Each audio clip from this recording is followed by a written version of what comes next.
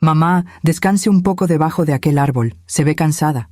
Esas palabras todavía resuenan en mi cabeza como un eco que nunca termina de apagarse. Palabras suaves, casi cariñosas, palabras que cualquier hijo diría a su madre en un día de campo. Pero yo sé ahora lo que había detrás de esa voz, y esa verdad me persigue cada noche antes de dormir. Me llamo Wilma Ochoante, tengo 60 años, y esta historia que voy a contarte cambió para siempre la forma en que veo el amor, la familia y la sangre que compartimos. Hay momentos en la vida que parecen insignificantes cuando los vives, pero que después entiendes que fueron el principio del fin. Esa mañana de sábado, cuando mi hijo Dionisio llegó a mi casa con una canasta de mimbre y una sonrisa que no veía en su rostro desde hacía meses, yo pensé que Dios finalmente había escuchado mis oraciones. Hacía casi un año que las cosas entre nosotros se habían enfriado. Nada dramático, nada que pudiera señalar con el dedo. Solo esa distancia sutil que se cuela entre las familias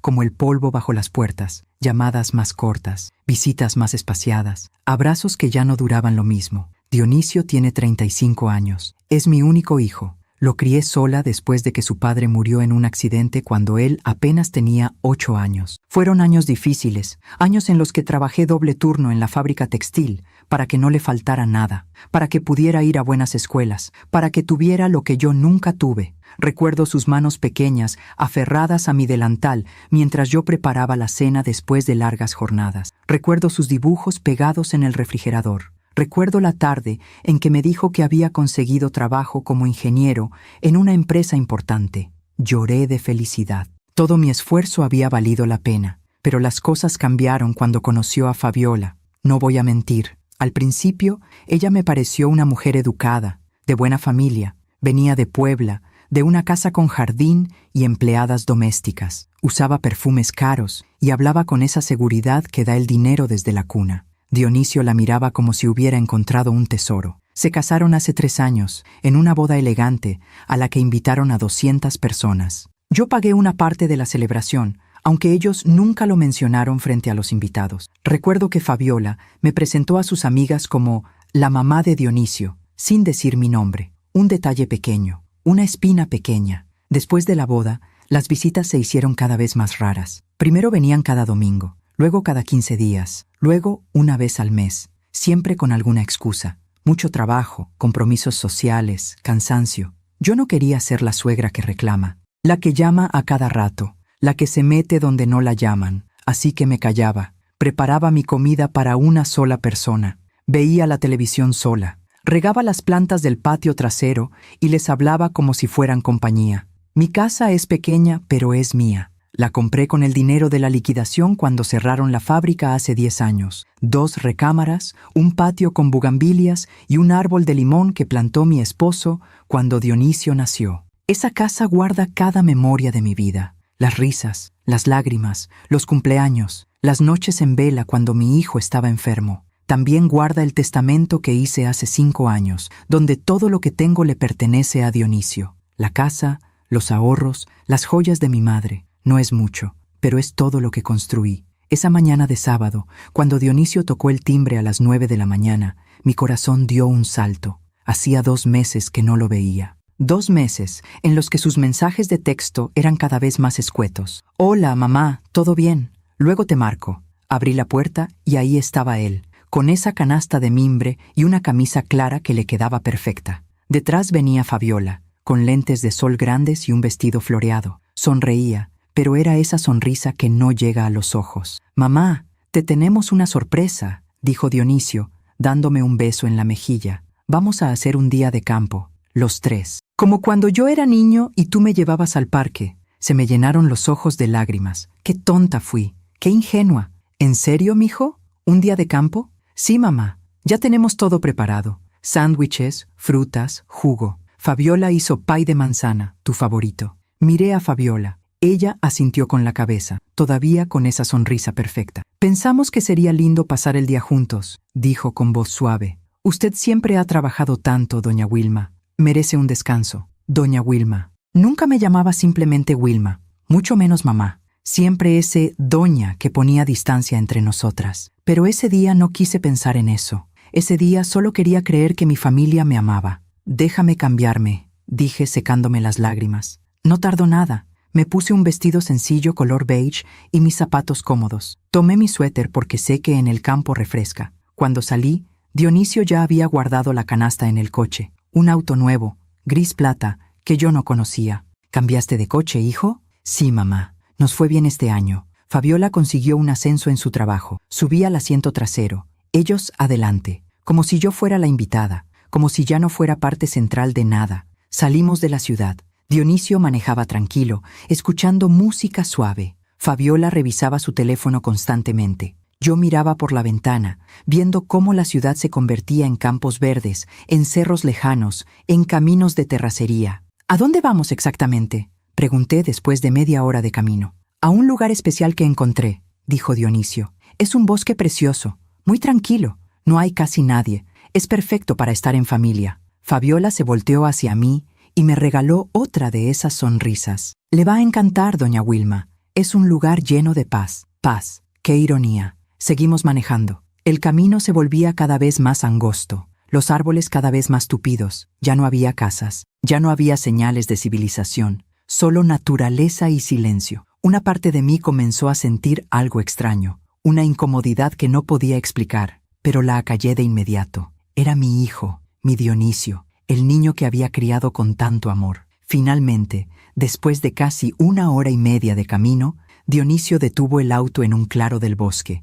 Había árboles enormes, un pequeño arroyo a lo lejos, pájaros cantando. Era hermoso, sí, pero también estaba completamente aislado. «¡Ya llegamos!», anunció Dionisio, apagando el motor. Bajamos del coche. Fabiola extendió una manta sobre el pasto. Dionisio sacó la canasta. Comimos sándwiches, bebimos jugo de naranja, probamos el pay de manzana que, debo admitir, estaba delicioso. Hablamos de cosas triviales, del clima, de las plantas de mi jardín, de lo caro que estaba todo. Ninguno mencionó por qué habían estado tan ausentes. Ninguno mencionó por qué ese día, de repente, habían decidido que yo merecía su tiempo. Después de comer, sentí un cansancio profundo, un peso en los párpados que no podía controlar. El aire del bosque, el viaje, mi edad quizá, no lo sé. «May, descanse un poco debajo de aquel árbol», dijo Dionisio, señalando un roble enorme a unos metros de distancia. «Se ve cansada». Fabiola recogía los platos con movimientos lentos, sin mirarme. «Sí, doña Wilma,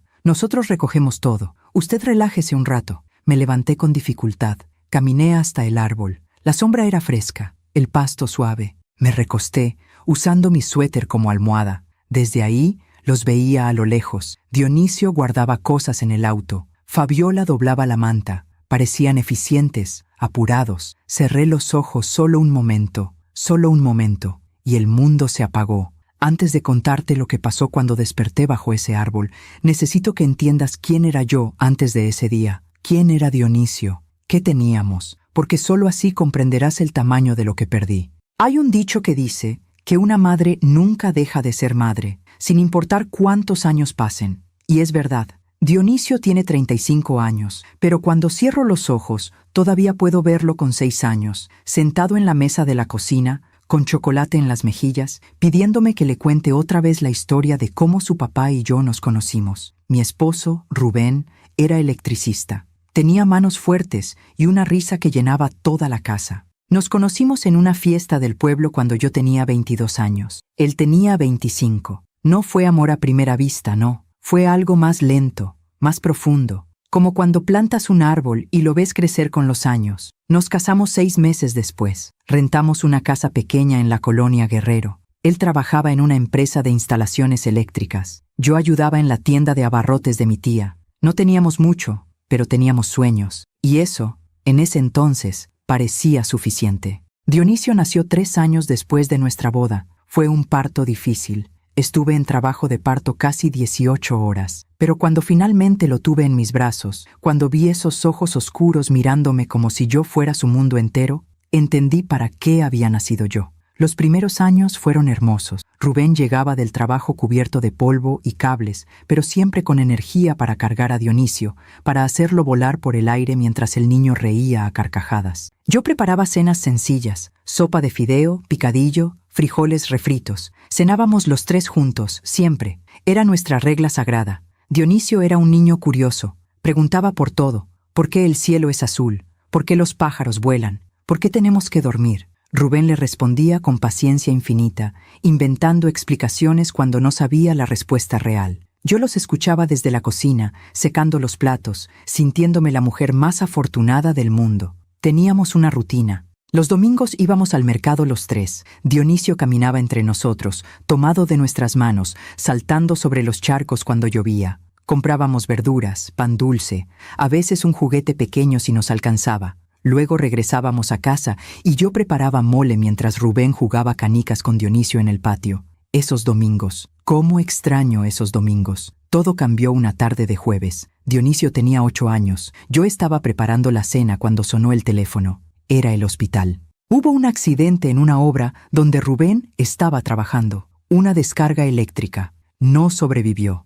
Recuerdo que el teléfono se me cayó de las manos. Recuerdo que Dionisio salió corriendo de su cuarto preguntando qué pasaba. Recuerdo que lo abracé tan fuerte que probablemente le hice daño, pero no podía soltarlo. No podía dejar que él también se fuera. El funeral fue un sábado. Llovió todo el día. Dionisio no lloró. Se quedó ahí parado, con su traje negro que le quedaba grande, viendo el ataúd de su padre sin decir una palabra. Esa noche, cuando lo acosté, finalmente habló. «Mamá, ¿ahora quién va a enseñarme a arreglar cosas?» Me partió el corazón, pero me sequé las lágrimas y le dije, «Yo, mijo, yo te voy a enseñar todo lo que necesites saber». Y lo hice. Aprendí a cambiar focos, a desatorar cañerías, a reparar la licuadora cuando dejaba de funcionar. Aprendí a ser padre y madre al mismo tiempo. No porque quisiera, porque tenía que hacerlo. La pensión que me dieron por la muerte de Rubén no alcanzaba para mucho. Así que conseguí trabajo en una fábrica textil que quedaba a 40 minutos de la casa. Entraba a las 6 de la mañana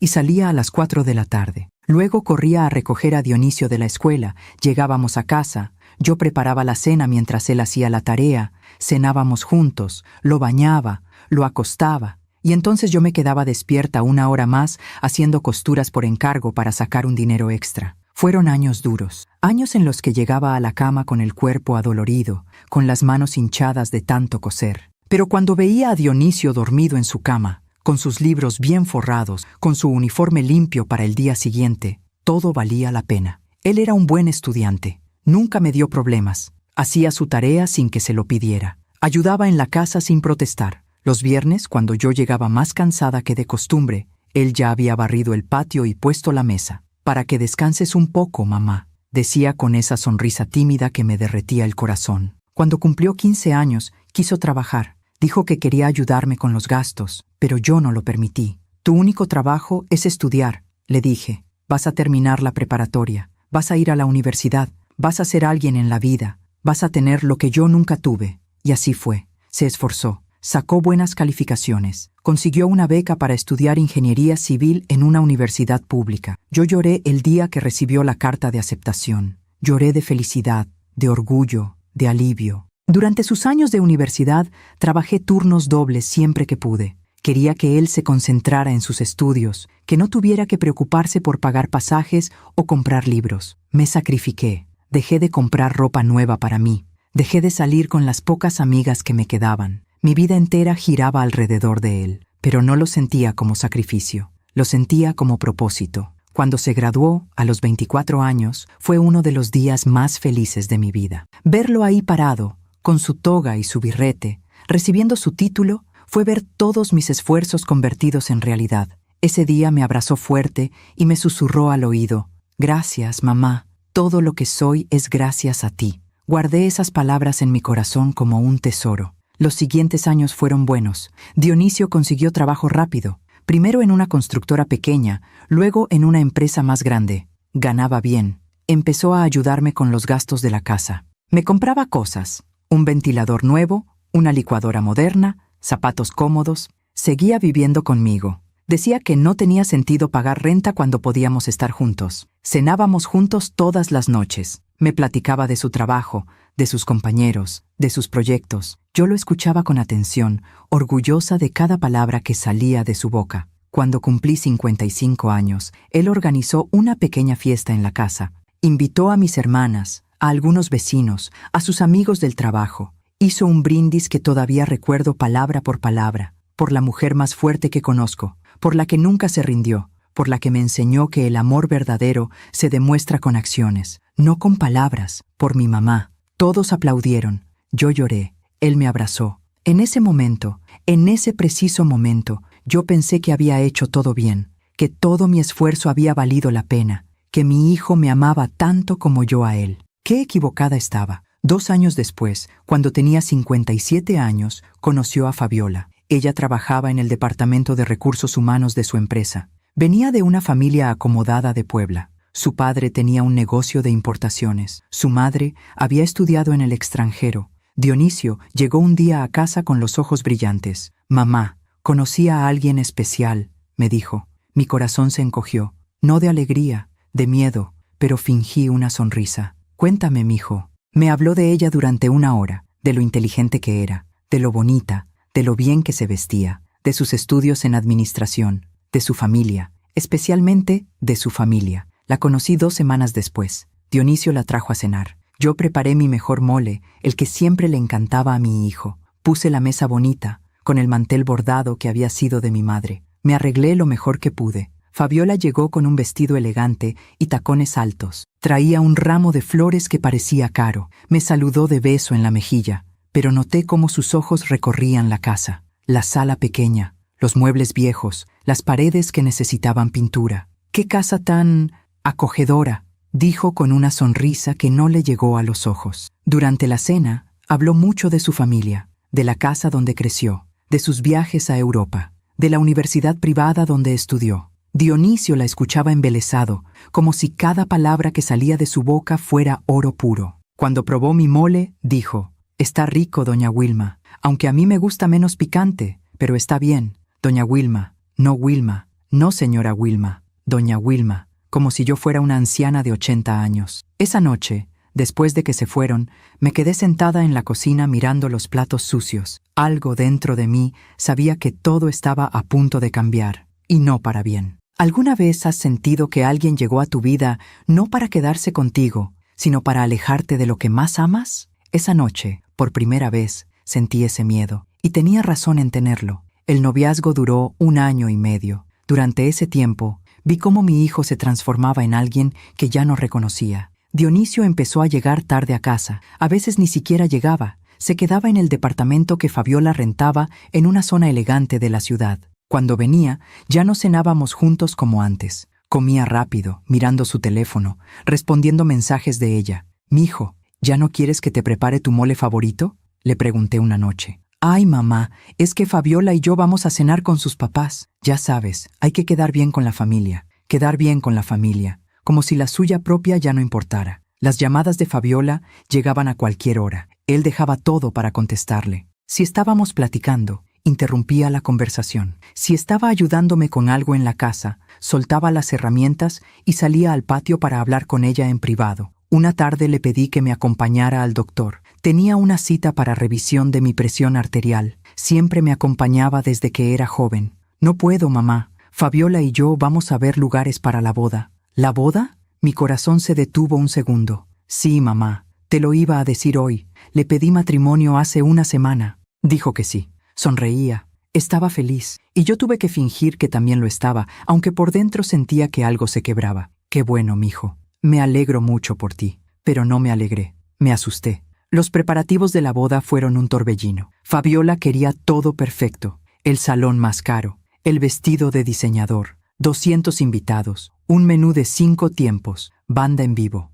¿No es demasiado?, le pregunté a Dionisio una noche. «Podríamos hacer algo más sencillo, más íntimo». «Mamá, es el día más importante de nuestras vidas. Fabiola merece la boda de sus sueños». ¿Y qué merecía yo? ¿No decir nada? ¿Quedarme callada viendo cómo gastaban todo en una fiesta? Cuando hablaron del presupuesto, descubrí que no les alcanzaba. Fabiola quería invitar a toda su familia extendida de Puebla. Querían pagar hotel para los invitados de fuera. Querían fuegos artificiales al final de la noche. Dionisio llegó a casa una tarde con cara de preocupación. «Mamá, necesito pedirte un favor grande». Me senté en el sofá, con el estómago apretado. «Dime, mijo, necesitamos un poco de ayuda con los gastos de la boda. No es mucho, unos 100,000 pesos. Te los voy a regresar en cuanto pueda, te lo prometo». 100,000 pesos, casi todos mis ahorros, el dinero que había juntado durante años trabajando doble turno, haciendo costuras por las noches, sacrificando todo. Debí decir que no, debí poner límites, pero era mi hijo, mi único hijo. Y él me miraba con esos ojos que conocía desde que era un bebé. Está bien, mijo, yo te ayudo. Fui al banco al día siguiente, saqué el dinero, se lo di. Él me abrazó, me dijo que era la mejor mamá del mundo, que nunca olvidaría esto. Fabiola ni siquiera me dio las gracias. La boda fue exactamente como ella quería. Elegante, cara, llena de gente que no me conocía. Yo usé el mismo vestido que había usado en la boda de mi sobrina 2 años atrás. No tenía dinero para comprarme uno nuevo después de darles mis ahorros. Durante la recepción me sentaron en una mesa al fondo, lejos de la mesa principal, lejos de mi hijo, junto a tíos lejanos de Fabiola que ni siquiera me hablaron en toda la noche. Vi a Dionisio bailar con ella, vi cómo la miraba, como si ella fuera lo único que existiera en el mundo, y en ese momento entendí, yo ya no era lo primero en su vida, quizá ya ni siquiera era lo segundo. Después de la boda, se fueron a vivir a un departamento nuevo. No me invitaron a conocerlo hasta 3 meses después. Cuando finalmente fui, noté que no había ninguna foto mía. Fotos de la familia de Fabiola por todas partes. De sus padres, sus hermanos, sus abuelos. Pero ninguna mía. Mijo, ¿y las fotos de nosotros? Pregunté con cuidado. Están en la recámara, mamá, dijo sin mirarme a los ojos. Mentira. Más tarde fui al baño y pasé por la recámara. Tampoco había fotos ahí. Las visitas se espaciaron, primero cada 15 días, luego una vez al mes, luego cada 2 meses, siempre con excusas, siempre con prisa. Yo seguía llamando, dejaba mensajes. Mijo, ¿cómo estás? Mijo, hace mucho que no vienes. Mijo, te extraño. Las respuestas eran cada vez más cortas. Todo bien, mamá. Ahorita estamos ocupados. Luego te marco. Nunca marcaba. ¿Sabes lo que duele? No es que te griten, no es que te insulten. Es que poco a poco te hagan invisible, como si fueras un mueble viejo que ya no sirve, como si todo lo que diste, todo lo que sacrificaste, no valiera nada. Y entonces llegó aquel sábado, el día del piquenique, el día que pensé que finalmente me habían recordado, el día que cambió todo para siempre. Cuando abrí los ojos, lo primero que sentí fue frío, un frío que me calaba hasta los huesos. El sol ya no estaba donde lo recordaba, la luz era diferente. Más tenue, más lejana. Me incorporé con dificultad. Mi cuerpo estaba rígido, adolorido. ¿Cuánto tiempo había dormido? ¿1 hora? ¿2? Miré hacia donde habíamos extendido la manta. No había nada. La manta no estaba. La canasta no estaba. Dionisio y Fabiola no estaban. ¿Mijo? Llamé, con la voz todavía ronca del sueño. Silencio. ¿Dionisio? Solo el viento entre los árboles, el canto lejano de un pájaro. Me puse de pie, tambaleándome un poco. Mis piernas no respondían bien. Caminé hacia donde había estado el coche.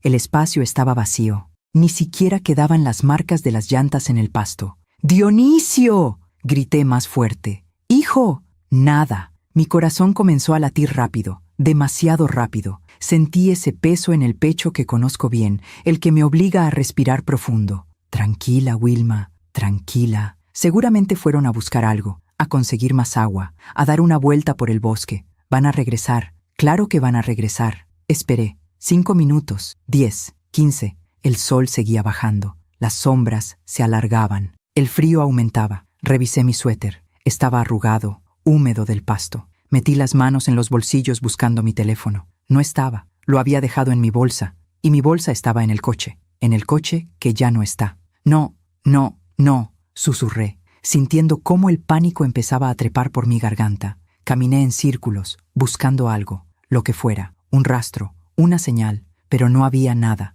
solo árboles, pasto, ese arroyo a lo lejos y un silencio que me aplastaba. Volví al árbol donde había dormido. Me senté de nuevo, tratando de pensar con claridad. Se fueron a dar una vuelta. Van a regresar. Mi hijo no me dejaría aquí. No puede ser. Pero pasó otra media hora, y luego otra, y no regresaron. La luz del día comenzaba a desvanecerse. En el bosque, el atardecer llega más rápido. Los árboles bloquean el sol. Todo se vuelve gris, después morado, después negro. No podía quedarme ahí. Tenía que moverme. Me puse de pie y comencé a caminar en la dirección por donde habíamos llegado, o al menos en la dirección que yo creía recordar. Todos los árboles se veían iguales. Todos los caminos parecían llevar a ninguna parte. Caminé durante lo que parecieron horas. Mis zapatos cómodos ya no eran tan cómodos. Me dolían los pies. Me dolían las piernas, me dolía el pecho de tanto respirar con dificultad. ¿Por dónde vinimos? ¿Era por aquí o por allá? Estaba perdida, completamente perdida. La noche cayó como una cortina negra. Ya no veía nada, solo sombras, solo formas indefinidas que me asustaban. Me tropecé con una raíz y caí de rodillas. El dolor fue agudo, punzante. Me quedé ahí un momento, en el suelo, con las manos hundidas en la tierra fría. Y por primera vez lloré. Lloré de miedo, de confusión, de dolor físico y emocional. ¿Por qué me dejaron aquí? ¿Por qué, Dionisio? ¿Por qué? Pero incluso en ese momento, incluso ahí tirada en el suelo de un bosque oscuro y vacío, una parte de mí se negaba a creer la verdad. Una parte de mí seguía buscando explicaciones inocentes. Tal vez el coche se descompuso y fueron a buscar ayuda. Tal vez pensaron que yo iba a despertar y a seguirlos. Tal vez es un malentendido. Así funciona el amor de madre. Te niegas a ver lo evidente. Te niegas a aceptar que la persona que más amaste en el mundo pueda hacerte daño. Me puse de pie de nuevo. Seguí caminando. No tenía otra opción. No sé cuánto tiempo más caminé. 1 hora, 2. El tiempo perdía sentido en esa oscuridad. Y entonces, a lo lejos, vi una luz, pequeña, intermitente, pero una luz al fin. Corrí hacia ella con las últimas fuerzas que me quedaban. Era una carretera pequeña, de 2 carriles, pero una carretera. Me paré en medio del camino, agitando los brazos. El primer coche no se detuvo. Pasó de largo a toda velocidad. El segundo tampoco. El tercero redujo la velocidad, pero siguió de largo. Por favor, alguien deténgase. Entonces apareció una camioneta vieja. Frenó con un chirrido a unos metros de mí. Un hombre bajó. Tenía unos 50 años, ropa de trabajo, cara de cansancio. Señora, ¿está usted bien? ¿Qué hace aquí a estas horas? Y ahí, frente a un desconocido, me derrumbé. Le conté todo entre sollozos. El piquenique, mi hijo, el bosque, el despertar sola. Él me miró con una mezcla de incredulidad y compasión. Súbase, señora. La llevo a su casa. ¿Dónde vive? Le di mi dirección. Me subí a la camioneta. Olía a sudor y a herramientas. Nunca un olor me había parecido tan reconfortante. Manejó en silencio durante los primeros minutos. Luego habló. Señora, con todo respeto, ¿está segura de que su hijo la dejó ahí a propósito? No lo sé, susurré. No quiero creerlo. Es que, ¿quién hace eso? ¿Quién deja a su madre en medio del bosque? No respondí, porque no tenía respuesta. Porque la verdad todavía era demasiado grande, demasiado dolorosa para aceptarla. El viaje de regreso duró casi 2 horas. Cuando finalmente llegamos a mi colonia, ya era noche cerrada. Debían ser las 10, tal vez las 11. Es aquí, dije señalando mi calle. Pero conforme nos acercábamos a mi casa, noté algo extraño. Había coches estacionados por toda la cuadra, coches que no reconocía. Demasiados coches. Y entonces vi las luces. Las luces de mi casa estaban encendidas. Todas. ¿Tiene visita?, preguntó el hombre. No que yo sepa, respondí, con un nudo en el estómago. La camioneta se detuvo frente a mi casa. Bajé con piernas temblorosas. La puerta de entrada estaba entreabierta. Entré, y lo que vi me paralizó. Mi sala estaba llena de gente vestida de negro, llorando, abrazándose, susurrando. En medio de la sala, donde siempre estaba mi mesita de centro, había un altar con flores blancas, velas encendidas, listones negros, y en el centro,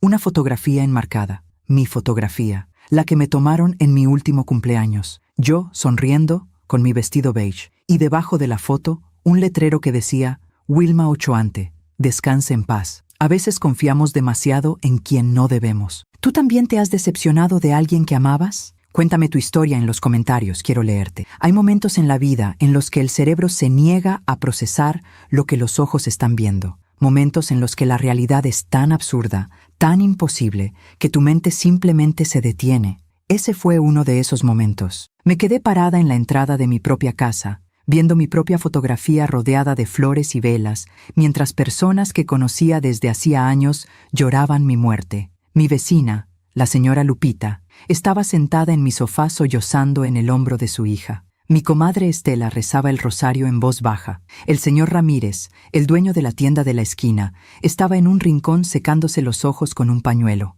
Y en medio de todo, dirigiendo la escena como si fuera el dueño de la casa, estaba Dionisio, mi hijo, vestido completamente de negro, corbata negra, camisa negra, pantalones negros, con los ojos rojos, con la voz quebrada, recibiendo abrazos, aceptando condolencias, actuando. Fabiola estaba junto a él, también vestida de negro, con un pañuelo en la mano que usaba para secarse lágrimas que yo sabía que no eran reales. Nadie me había visto entrar. Todos estaban concentrados en su dolor. En su teatro, di un paso adelante. Mis zapatos hicieron un sonido contra el piso. La señora Lupita levantó la vista. Sus ojos se abrieron como platos. El color desapareció de su rostro. «Dios santo», susurró. Uno por uno, todos fueron volteando. Uno por uno. Las conversaciones se fueron apagando. El llanto se detuvo. El rezo del rosario quedó inconcluso. El silencio que cayó sobre mi sala era tan denso que podía sentirlo en la piel. Y entonces todos los ojos se posaron en Dionisio. Él me vio. Sus ojos se encontraron con los míos. Y en ese instante, en ese preciso instante, vi algo que nunca había visto en mi hijo. Pánico puro. No sorpresa. No alivio. No alegría de verme viva. Pánico. «Mamá», dijo con voz estrangulada. «Mamá, estás viva». Completé la frase por él. «Sí, hijo, estoy viva». Fabiola dejó caer el pañuelo. Su rostro, normalmente tan controlado, mostraba algo cercano al horror. El señor Ramírez fue el primero en reaccionar. Se puso de pie y caminó hacia mí con los brazos extendidos. «Wilma, Dios mío, Wilma, qué milagro. Todos pensábamos que estaba muerta», dije con voz tranquila. «Sí, ya veo». Mi comadre Estela se acercó también, tocándome los brazos como si necesitara confirmar que yo era real. Pero Dionisio dijo que tuviste un ataque al corazón en el bosque, que llamaron a la ambulancia pero que no llegó a tiempo, que... Me volví a mirar a mi hijo. «¿Eso dijiste?» Él abrió la boca, la cerró, la volvió a abrir. Mamá, yo pensé, cuando regresamos al coche y tú no estabas, te buscamos por todas partes y... Mentira», dije. La palabra salió con más fuerza de la que esperaba. «Mentira. Mamá, por favor, déjame explicar». «¿Explicar qué?» Mi voz comenzaba a temblar. «¿Explicar por qué me dejaste dormida en medio del bosque y te fuiste? ¿Explicar por qué está mi foto en un altar? ¿Explicar por qué hay un velorio en mi casa cuando yo estoy viva?» Todos nos miraban. El aire estaba tan cargado de tensión que costaba respirar. Fabiola tocó el brazo de Dionisio, como tratando de detenerlo, pero él se soltó. «Fue un malentendido terrible», dijo, acercándose a mí con las manos extendidas. «Cuando despertamos de la siesta, tú ya no estabas. Pensamos que habías ido al baño o a caminar. Esperamos, te buscamos, gritamos tu nombre, pero no aparecías. Y entonces encontramos tu suéter junto al arroyo y pensamos que te habías caído, que te habías ahogado. Mentira tras mentira. Cada palabra era como una puñalada. Mi suéter estaba conmigo», dije con voz fría. «Lo usé como almohada bajo el árbol donde tú me dijiste que descansara». Él parpadeó. Buscó otra historia, otra excusa. «Debe haber habido otro suéter. Nos confundimos. Estábamos desesperados, mamá. Llamamos a la policía del pueblo más cercano. Ellos buscaron por horas. Dijeron que con el arroyo, con la corriente, que era poco probable que... Basta», dije. «Basta de mentiras». La señora Lupita intervino, con voz temblorosa. «Wilma, tal vez deberías sentarte. Has pasado por algo terrible. Estás en shock». «No estoy en shock», respondí. «Estoy viendo con claridad por primera vez en años. Miré alrededor de mi sala. Todas esas personas. ¿Cuándo habían llegado? ¿Cómo se habían organizado tan rápido? ¿Hace cuánto empezó este velorio?», pregunté. Nadie respondió de inmediato. Finalmente, mi comadre Estela habló. «Dionisio nos llamó esta tarde, como a las 5. Dijo que habías tenido el ataque alrededor del mediodía, que había sido muy rápido, que no sufriste. 5 de la tarde, apenas unas horas después de que me dejaran en el bosque. Ni siquiera esperaron a que oscureciera. Ni siquiera esperaron un día. Ya tenían todo planeado». «¿Y el acta de defunción?», pregunté mirando directamente a Dionisio. «Porque para hacer un velorio, para que toda esta gente esté aquí llorando, debe haber un acta de defunción. ¿O también inventaste eso?». Su silencio fue respuesta suficiente. Fabiola dio un paso adelante. Su voz sonaba firme, pero yo podía ver el temblor en sus manos. «Doña Wilma, entiendo que está molesta. Ha sido un día horrible para todos, pero debe entender que su hijo actuó de buena fe. Pensamos que la habíamos perdido. El dolor era real». La miré a los ojos. Esos ojos que siempre me habían mirado con desdén apenas disimulado. «¿Dolor real?», repetí. «¿Dolor real es organizar un velorio sin cuerpo?». ¿Dolor real es llorar frente a mis vecinos mientras yo estaba perdida en un bosque tratando de encontrar el camino a casa? Mamá, por favor. Dionisio intentó tocar mi brazo, pero me alejé. Sé que se ve mal, sé que cometimos errores, pero fue pánico, miedo. No sabíamos qué hacer. Sabían exactamente qué hacer, dije, y lo hicieron muy rápido. Miré de nuevo la sala. El altar estaba perfectamente montado. Las flores frescas, las velas de buena calidad, los listones negros. ¿De dónde salieron todas estas cosas?, pregunté. Las flores, las velas, todo esto. ¿Las conseguiste en 3 horas? ¿O ya las tenías preparadas? Dionisio palideció. Yo las compré de camino. Había una florería que en 3 horas te vendió todo esto. Lo entregó aquí. Te dio tiempo de montar el altar y además llamar a toda la colonia para que vinieran a llorarme. El señor Ramírez carraspeó incómodo. Otras personas comenzaron a intercambiar miradas. El teatro se estaba desmoronando. Caminé hacia el altar. Tomé mi fotografía entre las manos. Era reciente,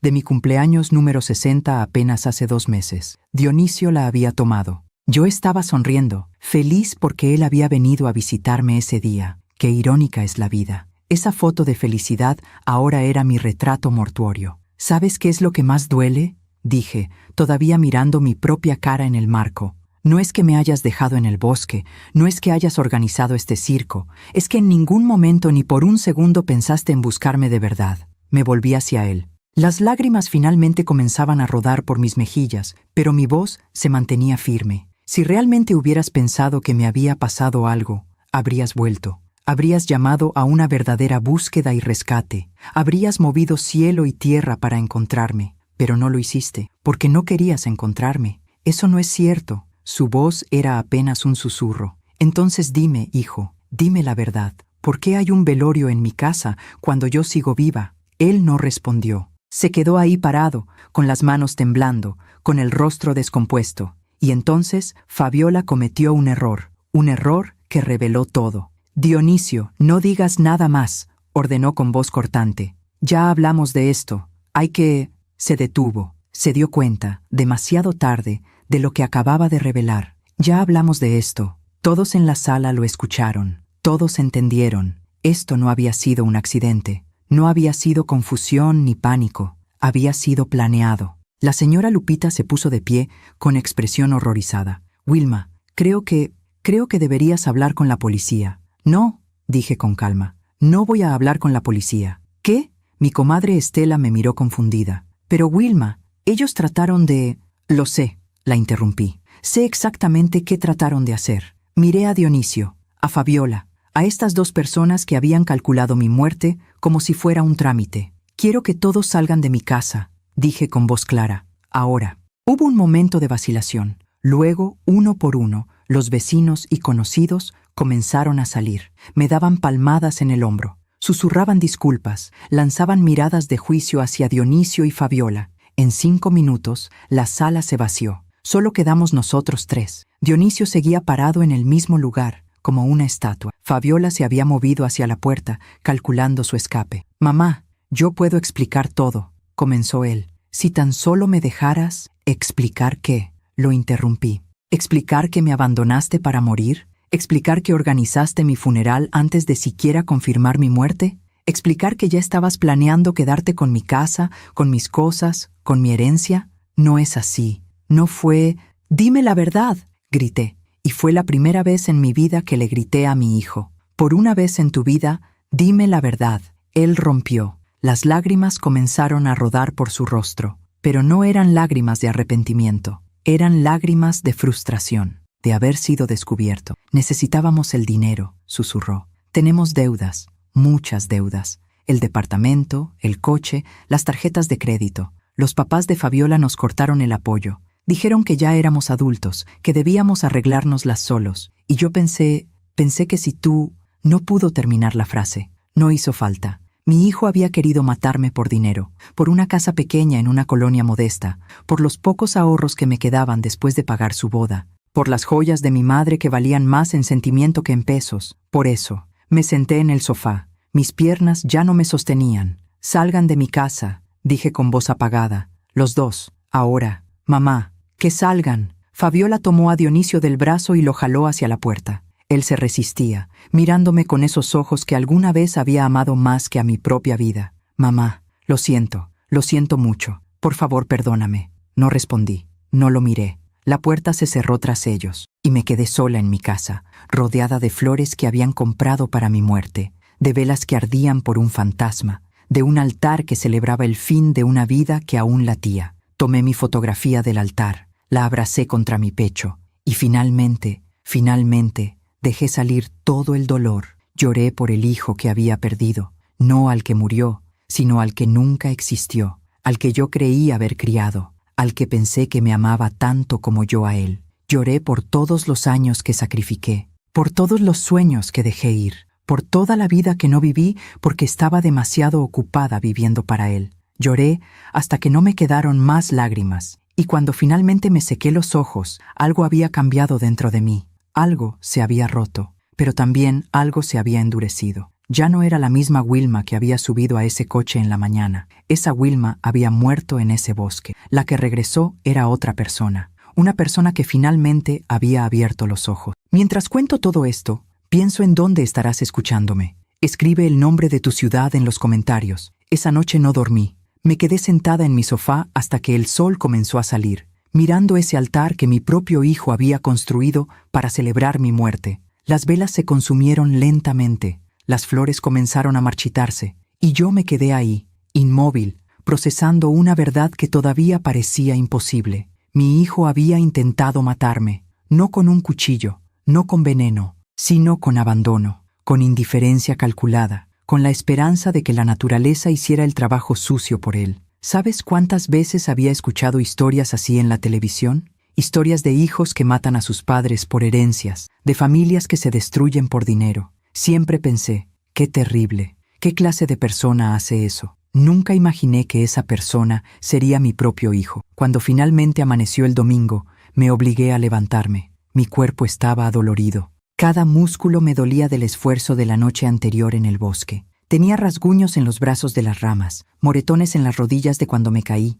pero el dolor físico no era nada comparado con el otro. Fui a la cocina y preparé café. Lo hice por pura rutina, porque mi cerebro necesitaba algo familiar, algo normal, pero cuando me senté a tomarlo, no pude. El sabor me pareció amargo, vacío. El teléfono comenzó a sonar a las 8 de la mañana. Era la señora Lupita. Wilma, mija, ¿cómo estás? No pude dormir en toda la noche pensando en ti. Estoy bien, mentí. ¿Necesitas algo? ¿Quieres que vaya a hacerte compañía? No, gracias. Necesito estar sola. Después llamó mi comadre Estela, luego mi hermana Rosa, que vivía en Toluca y ya se había enterado por los chismes que viajan más rápido que la luz en las familias mexicanas. Luego mi sobrina, luego el señor Ramírez, todos preguntando lo mismo. ¿Estás bien? ¿Qué vas a hacer? ¿Vas a denunciarlos? A todos les dije lo mismo. Estoy bien, no sé qué voy a hacer, necesito tiempo. Pero había alguien que no llamó. Dionisio. Ni una llamada,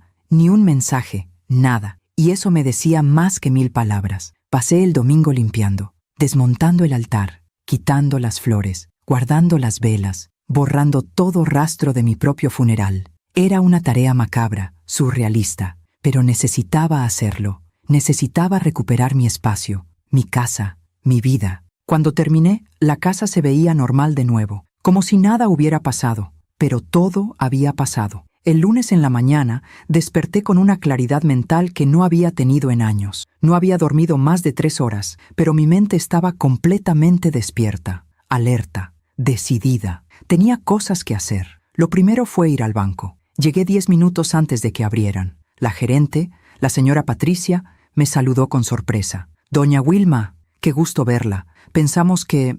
Bueno, corrió el rumor de que había muerto», completé. «Sí, ya sé. Pero como puede ver, sigo aquí». Ella rió incómoda. «Qué bueno, qué bueno. ¿En qué puedo ayudarla? Necesito hacer algunos cambios en mis cuentas y necesito revisar mi testamento». Me llevó a su oficina. Cerró la puerta. ¿Qué tipo de cambios? Quiero que mi hijo Dionisio Ochoante deje de ser mi beneficiario en todo. Cuentas bancarias, seguro de vida, todo. Quiero eliminarlo completamente. La señora Patricia parpadeó sorprendida. ¿Está segura?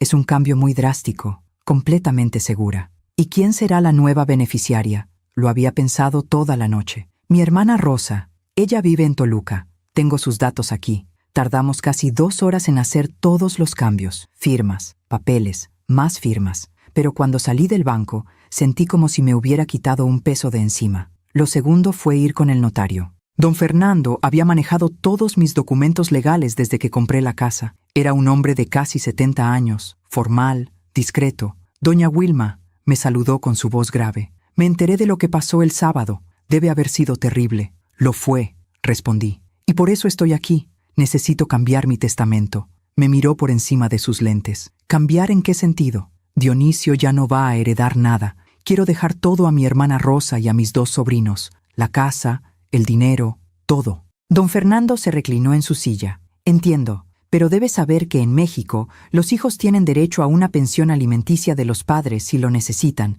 y viceversa. Es una obligación legal recíproca. ¿Puede desheredar completamente a un hijo? Es complicado. La ley protege a los descendientes directos, pero puedo redactar el testamento de manera que Dionisio reciba el mínimo legal posible y que todo lo demás vaya a quien usted elija. Hágalo, dije sin dudar. ¿Está completamente segura? Estos son pasos irreversibles. Don Fernando, mi hijo me dejó en un bosque esperando que muriera para quedarse con mi herencia. Después montó un velorio falso en mi casa. ¿Le parece que debo dejarlo heredar algo? Él asintió lentamente. Entiendo. Procederemos entonces. Nos tomó otra 1 hora y media. Cuando salí de la notaría con los documentos nuevos en mi bolsa, sentí algo extraño. No era felicidad, no era satisfacción, era liberación. Por primera vez en 35 años, mis decisiones no giraban alrededor de Dionisio. El martes, no, espera. El miércoles por la mañana, recibí la primera llamada de él. No contesté. Llamó 5 veces más ese día. Dejó mensajes de voz que no escuché. El jueves llegó a mi casa. Yo estaba regando las plantas del patio cuando escuché que tocaban el timbre. Miré por la ventana. Era él, solo, sin Fabiola. Se veía terrible, ojeras profundas, barba de varios días, ropa arrugada. Tocó de nuevo. Luego comenzó a golpear la puerta. Mamá, por favor, sé que estás ahí. Por favor, déjame explicarte. Déjame hablar contigo. No abrí. Mamá, por favor, solo 5 minutos. Los vecinos comenzaban a asomarse. La señora Lupita salió a su jardín, preocupada. Wilma, ¿todo bien? Todo bien, Lupita. Ya se va. Dionisio se volteó hacia mí, hacia la ventana donde yo estaba. Mamá, por favor, cometí un error, el peor error de mi vida. Pero sigo siendo tu hijo, sigo siendo yo, sigo siendo tu hijo. Esas palabras que alguna vez me habrían derretido el corazón, ahora me sonaban huecas, vacías,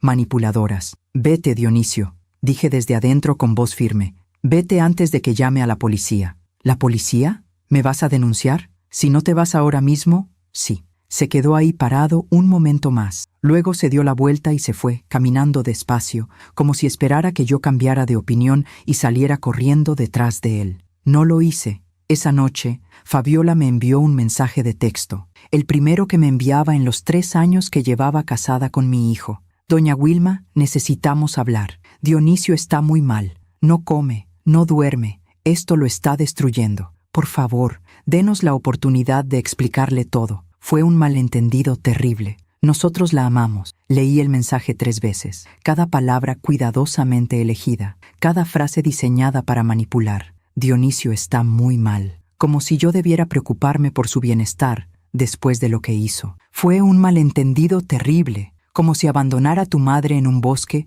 pudiera ser un malentendido. Nosotros la amamos. La mentira más grande de todas. Borré el mensaje sin contestar. El viernes por la noche, mi hermana Rosa llegó desde Toluca. Había tomado el autobús en cuanto le conté todo por teléfono. Era 5 años menor que yo, pero siempre había sido la más fuerte de las dos. Llegó con una maleta pequeña y una olla de caldo de pollo. «Vas a comer», dijo en cuanto entró. «Y me vas a contar todo, todo». Nos sentamos en la cocina. Mientras comíamos, le conté cada detalle. El piquenique, el bosque, el despertar sola, el velorio, la confrontación, los cambios legales que había hecho. Rosa me escuchó sin interrumpir. Cuando terminé, tenía los ojos llenos de lágrimas. «Ese desgraciado», susurró. «Ese maldito desgraciado». «Rosa, no, Wilma, no lo defiendas, ni siquiera ahora. Lo que hizo es imperdonable. ¿Sabes cuántos años te sacrificaste por él? ¿Cuántos sueños dejaste ir? ¿Cuántas veces te quedaste sin comer para que él tuviera comida en su plato?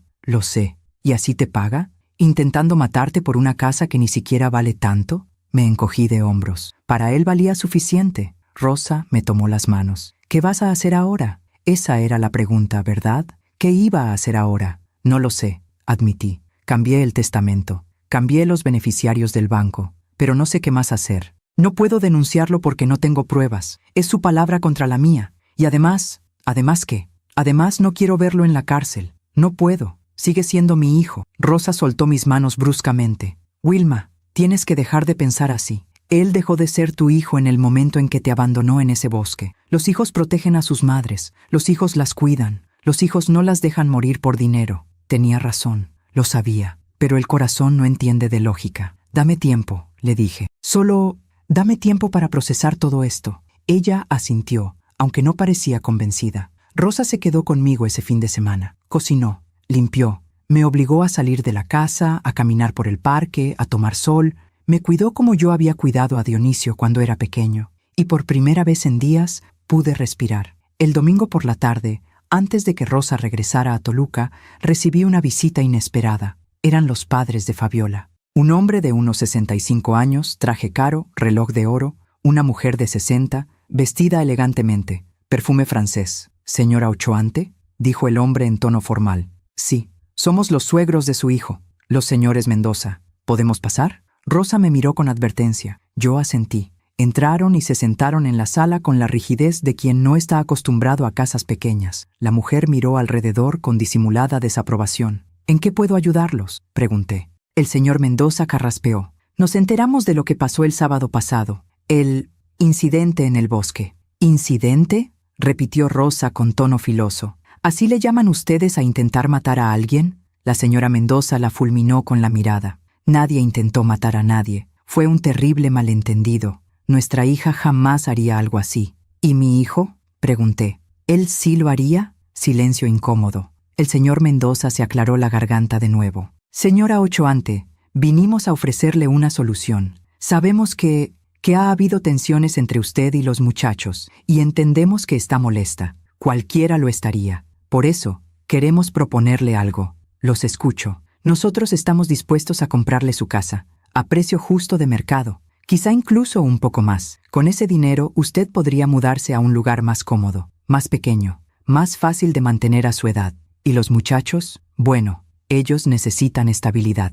Un lugar propio». Me quedé mirándolo fijamente. «¿Me está pidiendo que venda mi casa?». «Se lo estamos proponiendo», corrigió la señora Mendoza con tono suave pero firme. «Para el bien de todos». Rosa se puso de pie. «Creo que es momento de que se vayan». «Espera, Rosa», dije. Me puse de pie también, mirando a los Mendoza directamente. «Déjeme ver si entendí bien. Ustedes quieren que yo venda la casa que compré con el sudor de mi frente, la casa por la que trabajé 30 años en una fábrica, para dársela a su hija y a mi hijo, quienes hace menos de una semana me abandonaron en un bosque esperando que muriera». «Eso es una exageración», dijo la señora Mendoza. «Fabiola dice que...». «No me importa lo que diga Fabiola», la interrumpí. «Sé lo que pasó. Yo lo viví». El señor Mendoza se puso de pie también. «Señora Ochoante, sea razonable. Piense en su futuro. Piense en su familia». «Estoy pensando en mi futuro», respondí. «Y mi familia ya no incluye a su hija ni a mi hijo.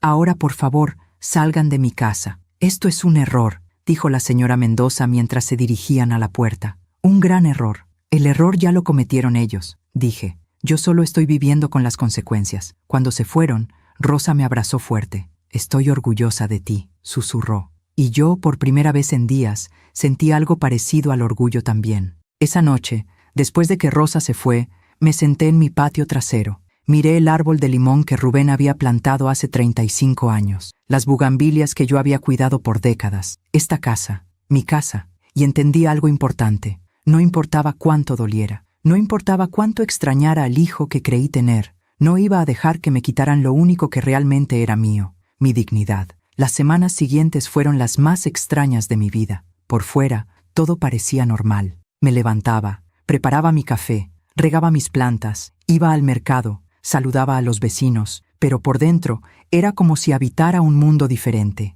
un mundo donde todo lo que había creído verdadero se había revelado como mentira. Dionisio seguía llamando, Al principio todos los días, luego día por medio, luego una vez por semana. Yo nunca contestaba, dejaba que las llamadas entraran al buzón de voz. A veces, en momentos de debilidad, escuchaba los mensajes. Mamá, por favor, déjame explicarte. Mamá, te extraño. La casa se siente vacía sin ti. Mamá, Fabiola y yo estamos teniendo problemas. Te necesito. Cada mensaje era una manipulación, cada palabra cuidadosamente diseñada para tocar mi corazón de madre. Y lo peor es que funcionaban. Cada vez que escuchaba su voz, algo dentro de mí se quebraba un poco más, pero no lo llamaba de vuelta. Un lunes por la mañana, 3 semanas después del incidente, estaba en el mercado comprando jitomates cuando vi a Fabiola. Estaba en el pasillo de las verduras, revisando aguacates. Llevaba ropa deportiva cara y lentes de sol grandes. No me vio de inmediato. Podría haberme ido. Podría haber dado la vuelta y evitado el encuentro. Pero algo dentro de mí se negó a huir. Caminé directamente hacia ella. Fabiola. Se volteó. Incluso con los lentes oscuros, vi cómo su cuerpo se tensaba. Doña Wilma, yo no esperaba encontrarla aquí. Es mi mercado. Vengo aquí desde hace 30 años. Se quitó los lentes. Tenía ojeras. Se veía cansada. Bien. Necesitamos hablar, dijo con voz baja. Por favor, hay cosas que usted no entiende. ¿Qué no entiendo?, pregunté. ¿Que mi hijo y tú planearon abandonarme en un bosque? ¿Que organizaron mi funeral sin estar segura de que yo había muerto? ¿Qué parte exactamente no entiendo? Una señora que compraba naranjas nos miró con curiosidad. Fabiola bajó aún más la voz. No fue así. Fue desesperación. Usted no sabe la presión bajo la que estábamos, las deudas, los problemas con mi familia, todo. ¿Y eso justifica lo que hicieron? No, claro que no. Pero necesitamos ayuda, doña Wilma. Su hijo la necesita. Está destruido. No come. No duerme. Está cayendo en una depresión terrible. La miré fijamente. ¿Y esperas que yo sienta lástima por él? Espero que recuerde que es su madre. Algo en su tono me hizo hervir la sangre. Esa manera condescendiente de decirlo. Como si yo hubiera olvidado mi papel. Como si yo fuera la que estaba fallando. Soy su madre, dije con voz fría. Y por eso trabajé como esclava durante 30 años, para darle una vida mejor. Por eso me desvelé cuidándolo cuando estaba enfermo. Por eso me olvidé de mí misma, para que él pudiera tener todo. Pero ser madre no significa ser tonta. Y no voy a dejar que me manipules con culpa. No estoy tratando de manipularla. Sí lo estás, la interrumpí. Exactamente como lo has estado haciendo desde que entraste en esta familia, alejándolo de mí, llenándole la cabeza de ideas, haciéndole creer que yo era un estorbo, que mi casa era muy pequeña, que mi forma de vida no era suficiente para ustedes. Eso no es verdad.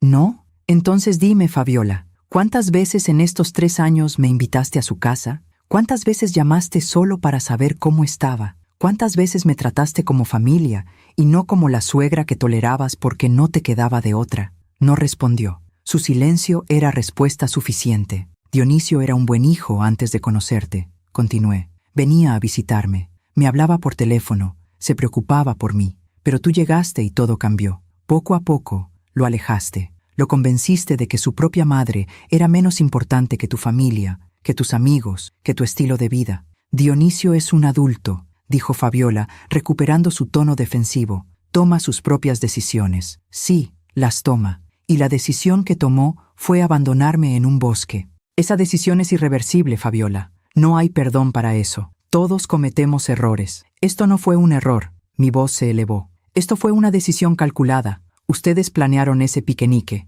Eligieron un lugar aislado. Me dejaron dormida y se fueron. Y antes de que siquiera oscureciera, ya tenían mi velorio montado en mi casa. Eso no es un error. Eso es premeditación. Una lágrima rodó por su mejilla. Pero yo ya no sentía compasión. Por favor, susurró. Por favor, perdónenos. Yo fui quien convenció a Dionisio. Yo le dije que era la única salida. Fue mi culpa, no la de él. Ahí estaba, la verdad, finalmente. Lo sabía, dije. Sabía que esto había sido idea tuya. Pero él no quería. Yo lo presioné. Yo le dije que usted estaba vieja, que probablemente no duraría mucho más de todas formas, que solo estábamos adelantando lo inevitable. Cada palabra era una puñalada, adelantando lo inevitable. Así era como veían mi vida, como algo que se interponía entre ellos y el dinero que necesitaban. ¿Y Dionisio estuvo de acuerdo con eso?, pregunté. ¿Estuvo de acuerdo en adelantar lo inevitable? Ella no respondió, pero su silencio me dijo todo. Mi hijo había elegido, entre su madre y su esposa, entre lo correcto y lo conveniente, entre el amor y el dinero, y no me había elegido a mí. Ya no tengo nada más que hablar contigo, dije, dando un paso atrás. Díganle a Dionisio que deje de llamar. Díganle que cambié mi testamento. Díganle que cuando yo muera, de verdad esta vez, no va a heredar nada. Y díganle que la próxima vez que aparezca en mi puerta, voy a llamar a la policía. Me di la vuelta para irme. «Usted va a morir sola», gritó Fabiola detrás de mí. «Sin hijo, sin familia, sin nadie que la cuide. ¿Eso es lo que quiere?» Me detuve, me volteé. Prefiero morir sola con dignidad que vivir rodeada de personas que desean mi muerte. Salí del mercado sin comprar nada. Mis manos temblaban. Mi corazón latía demasiado rápido, pero por primera vez sentí que había dicho todo lo que necesitaba decir. Esa tarde, Dionisio apareció en mi casa. No tocó el timbre.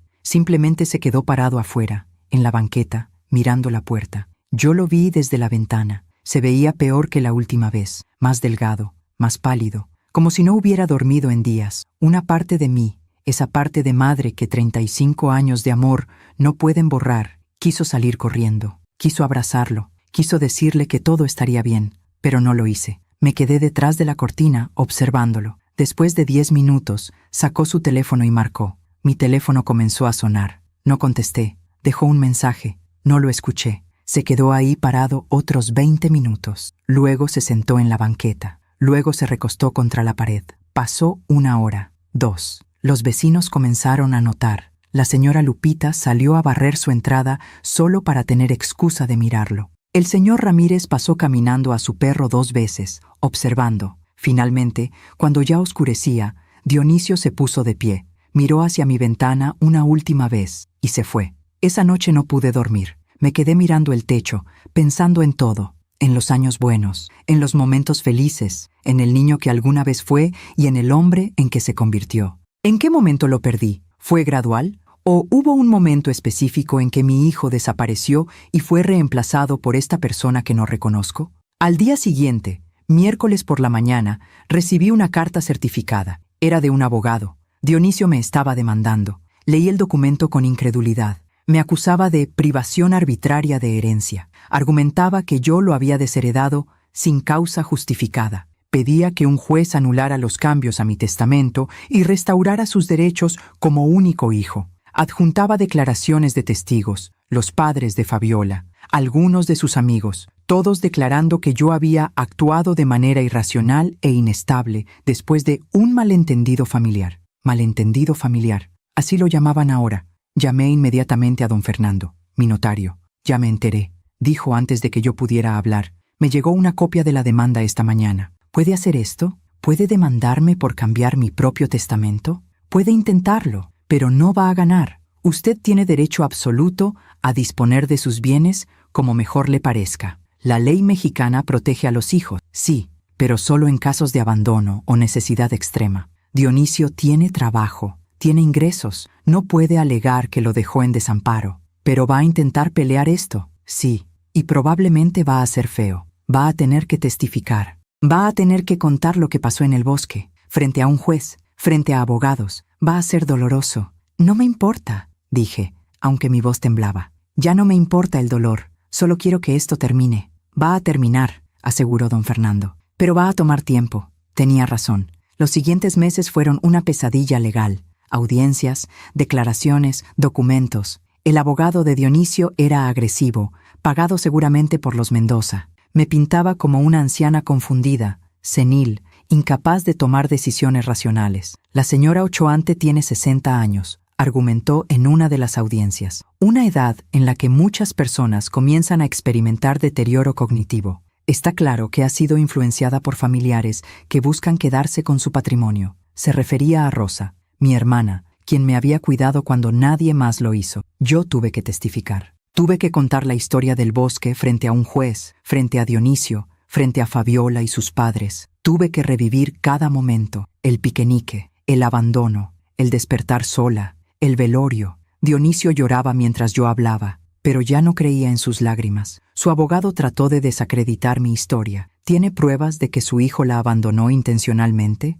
¿Fotografías? ¿Grabaciones? ¿Testigos? No, admití, pero está el velorio. Está el hecho de que montó un funeral sin cuerpo, sin acta de defunción, apenas horas después de supuestamente perderme. Mi cliente ya explicó eso. Fue el pánico de un hijo desesperado que pensaba que había perdido a su madre. Nadie organiza un velorio en 3 horas si realmente está buscando a alguien. El proceso duró 4 meses. 4 meses de audiencias, de abogados, de miradas frías entre Dionisio y yo. Finalmente, en una tarde de jueves de noviembre, el juez dictó su sentencia. Considerando los testimonios presentados, las evidencias documentales y la ley aplicable, este tribunal determina que la señora Wilma Ochoante actuó dentro de sus derechos legales al modificar su testamento. No existe evidencia de coerción, influencia indebida o incapacidad mental. La demanda del señor Dionisio Ochoante es rechazada. Los costos legales serán cubiertos por la parte demandante.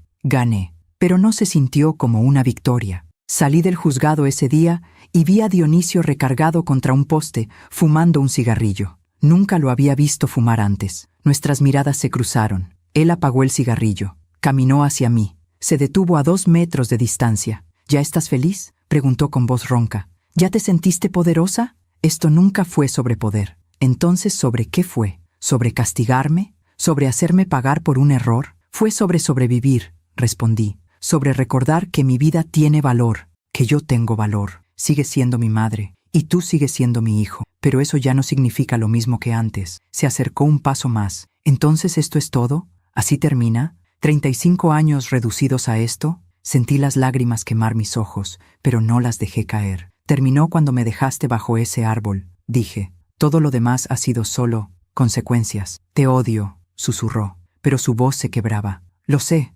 respondí, y aún así, una parte de mí todavía te ama. Pero esa parte ya no es suficiente para perdonar lo imperdonable. Me di la vuelta y comencé a caminar. Mamá, me detuve. No me volteé. Algún día vas a necesitarme, dijo, y no voy a estar ahí. Lo sé, repetí, pero voy a aprender a vivir con eso. Y seguí caminando. Subí al camión. Me senté junto a la ventana. Vi cómo la ciudad pasaba frente a mí. Gente viviendo sus vidas, familias caminando juntas, madres con sus hijos. Y entendí que mi historia con Dionisio había terminado. No con perdón, no con reconciliación, sino con un corte limpio. A veces, el amor más grande que puedes dar es dejar ir, incluso cuando duele, especialmente cuando duele. Aún me pregunto si hice lo correcto. ¿Y tú? ¿Qué habrías hecho en mi lugar? Los primeros días después de la sentencia fueron extraños. No sentí alivio, no sentí triunfo, solo sentí vacío. Un vacío tan profundo que a veces me asustaba. Era como si hubiera ganado la batalla pero perdido la guerra. Como si hubiera salvado mi casa pero perdido mi hogar. Porque una casa sin familia no es realmente un hogar, ¿verdad? Era viernes por la noche cuando Rosa me llamó desde Toluca. ¿Cómo estás?, preguntó con esa voz suave que usaba cuando sabía que yo no estaba bien. Estoy aquí, respondí. Esa no es una respuesta. Es la única que tengo. Suspiró al otro lado de la línea. Wilma, ganaste. El juez te dio la razón. Dionisio no puede tocarte legalmente. Deberías estar celebrando. ¿Celebrando qué?, pregunté. ¿Que mi hijo me odia? ¿Que mi familia se destruyó? ¿Que voy a pasar el resto de mi vida sola? No estás sola. Me tienes a mí. Tienes a tus sobrinos. Tienes vecinos que te quieren. La señora Lupita pregunta por ti todos los días. Tenía razón, pero no era lo mismo. Durante 35 años, mi identidad había girado alrededor de ser madre de Dionisio. Cada decisión que tomé, cada sacrificio que hice, cada sueño que dejé ir, fue por él. Y ahora que él ya no estaba en mi vida, ¿quién era yo? Esa pregunta me perseguía cada noche antes de dormir. El sábado por la mañana, me obligué a levantarme temprano. Me vestí, me peiné, salí al patio y me puse a trabajar en el jardín. Las bugambilias necesitaban poda. El árbol de limón tenía ramas secas. Los rosales estaban descuidados. Durante meses, mientras lidiaba con abogados y audiencias, había dejado que todo se marchitara. Trabajé durante horas bajo el sol. Mis manos se llenaron de tierra. Mi espalda comenzó a doler. Pero había algo terapéutico en eso, en arrancar las malas hierbas, en cortar lo muerto para que lo nuevo pudiera crecer. ¿No era eso exactamente lo que había hecho con mi vida? La señora Lupita se asomó por encima de la cerca. Wilma, mija, ¿necesitas ayuda? No, gracias, Lupita. Me hace bien mantenerme ocupada. ¿Ya comiste algo? Todavía no. 5 minutos después, apareció en mi puerta con un tupper de arroz con pollo. ¡Come! ordenó. No puedes trabajar con el estómago vacío. Nos sentamos en el patio. Comí mientras ella hablaba de cosas sin importancia, del nieto que le había nacido a su hija, del nuevo negocio de verduras que abrió en la esquina, del perro del señor Ramírez que se había escapado y apareció 3 días después. Conversación normal, vida normal, y por un momento me sentí casi humana de nuevo. ¿Sabes?, dijo Lupita después de un rato. Mi hermana pasó por algo similar hace años. Su hijo la robó, se llevó sus ahorros y desapareció por 2 años. Cuando regresó pidiendo perdón, ella no lo perdonó. ¿Y se arrepintió? Al principio sí, lloró por meses, pero después encontró paz. Empezó a vivir para ella misma. Se unió a un grupo de danza folclórica, viajó a Oaxaca, hizo amigas nuevas y me dijo algo que nunca olvidé. A veces perder a alguien es la única forma de encontrarte a ti misma. Me quedé pensando en esas palabras el resto del día. Encontrarme a mí misma. ¿Quién era Wilma Ochoa antes sin Dionisio? ¿Qué me gustaba hacer? ¿Qué soñaba? ¿Qué quería de lo que me quedaba de vida? No tenía respuesta, porque había dejado de preguntarme esas cosas hace 35 años. El domingo fui a misa por primera vez en meses. Me senté en una banca al fondo de la iglesia y escuché al padre hablar sobre el perdón, sobre soltar rencores, sobre sanar heridas, pero también habló sobre límites, sobre dignidad, sobre el amor propio que Dios quiere que tengamos. Perdonar no significa permitir que te sigan lastimando, dijo. Perdonar significa liberarte del peso del odio, pero también significa protegerte de más daño. Y eso está bien, eso es sabio. Salí de la iglesia con algo parecido a claridad. Podía perdonar a Dionisio algún día, cuando mi corazón estuviera listo. Pero perdonar no significaba dejar que volviera a mi vida. No significaba olvidar lo que había hecho. No significaba regalarle mi casa, mi dignidad, mi paz mental. Perdonar significaba soltar el odio y construir algo nuevo con lo que quedaba. El lunes por la mañana tomé una decisión. Llamé a don Fernando, mi notario. Necesito hacer algo más, le dije. Algo adicional al testamento. ¿Qué tienes en mente? Quiero crear un fideicomiso, con la venta de mi casa cuando yo muera. Quiero que el dinero se use para becas educativas, para madres solteras que necesiten ayuda para mantener a sus hijos en la escuela. Quiero que algo bueno salga de todo esto. Hubo un silencio al otro lado de la línea. Wilma, eso es muy hermoso. ¿Se puede hacer? Sí. Va a requerir algunos trámites adicionales, pero se puede hacer. ¿Estás segura? Completamente segura. Nos tomó 2 semanas completar todos los documentos. Establecimos el fideicomiso. Elegimos una fundación local que administraría las becas. Especificamos los requisitos: madres solteras, estudiantes de bajos recursos, prioridad a carreras técnicas y universitarias. Cuando firmé el último documento, sentí algo que no había sentido en meses: propósito. Mi vida tenía propósito de nuevo, pero esta vez no era vivir para alguien más, era vivir para algo más grande que yo misma. En diciembre, Rosa me invitó a pasar las fiestas en Toluca con ella y sus hijos. No quiero que estés sola en Navidad, insistió. Ven, cocinaremos juntas, reiremos, haremos nuevos recuerdos. Acepté. Fue la primera Navidad en 35 años que no pasé con Dionisio, y dolió. No voy a mentir. Dolió ver a las familias reunidas, ver a madres con sus hijos adultos, ver lo que yo había perdido. Pero también había algo liberador en eso. No tenía que cocinar para agradar a nadie. No tenía que soportar comentarios pasivo-agresivos de Fabiola. No tenía que fingir que todo estaba bien cuando no lo estaba. Podía simplemente ser. La noche del 24 de diciembre, después de la cena, Rosa y yo nos sentamos en su balcón con una taza de chocolate caliente. ¿Sabes qué día es mañana?, preguntó. Navidad, sí, pero también es el día en que empiezas tu nueva vida. La vida después de Dionisio. No sé si estoy lista. Nadie está listo para empezar de nuevo, dijo, pero lo haces de todas formas, porque la alternativa es quedarte estancada en el dolor para siempre. Tenía razón. En enero cumplí 61 años. No hubo fiesta grande, solo Rosa, mis 2 sobrinos, la señora Lupita, mi comadre Estela y el señor Ramírez. Comimos pastel, platicamos, reímos, y por primera vez en mucho tiempo, la risa se sintió genuina. Mi sobrina menor, Patricia, me regaló algo inesperado,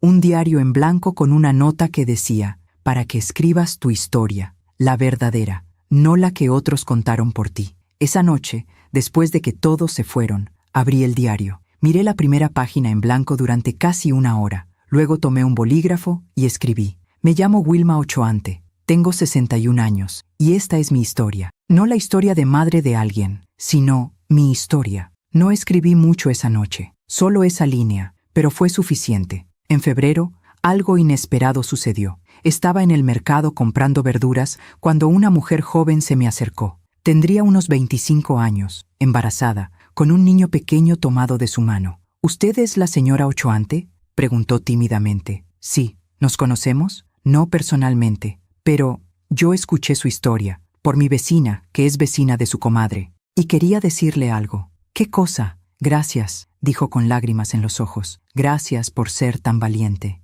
¿Valiente? Mi mamá pasó toda su vida sacrificándose por sus hijos, trabajó hasta matarse, se olvidó de sí misma, y cuando ya no pudo trabajar más, mis hermanos la metieron a un asilo. No la visitan, no la llaman, y ella sigue diciendo que los perdona, que son sus hijos, que ella los entiende. Tragó saliva. Pero yo no la entiendo. Yo veía cómo la trataban y me daba coraje. Y entonces escuché su historia, de cómo usted puso límites, de cómo se defendió, y me hizo darme cuenta de que está bien. Está bien no aceptar el maltrato, incluso de la familia. Está bien elegirse a uno mismo. Se limpió las lágrimas. Así que gracias. Su historia me dio permiso para visitar a mi mamá y decirle que ella también merece dignidad, que ella también vale, y ahora está viviendo conmigo. No es fácil, pero es lo correcto. No supe qué decir.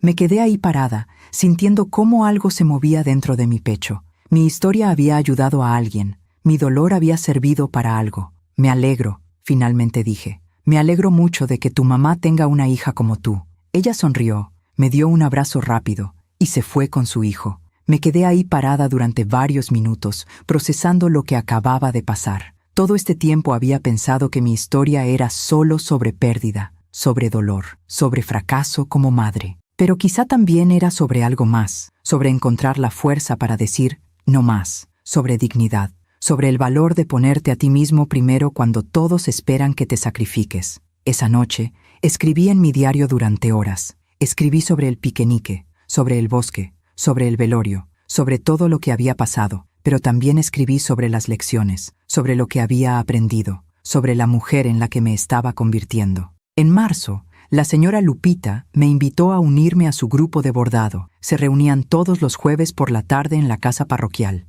No sé bordar, le dije. Nadie sabía cuándo empezó, respondió. Ven, te va a hacer bien estar con gente. Fui. Y fue incómodo al principio. Todas esas mujeres que se conocían desde hace años, todas con sus historias compartidas, sus chistes internos, pero poco a poco comencé a sentirme parte del grupo. Aprendí a hacer puntadas básicas, compartí café y galletas. Escuché historias de otras mujeres, historias de pérdida, de superación, de encontrarse a sí mismas después del dolor, y descubrí que no estaba sola, que había toda una comunidad de mujeres que habían sobrevivido tragedias y habían salido del otro lado. Una de ellas, doña Carmen, tenía 72 años. Su esposo la había dejado después de 40 años de matrimonio por una mujer más joven. Pensé que me iba a morir, me contó. Literalmente pensé que mi vida había terminado. Pero aquí estoy, 10 años después, más feliz de lo que nunca fui con él. ¿Cómo lo hiciste?, pregunté.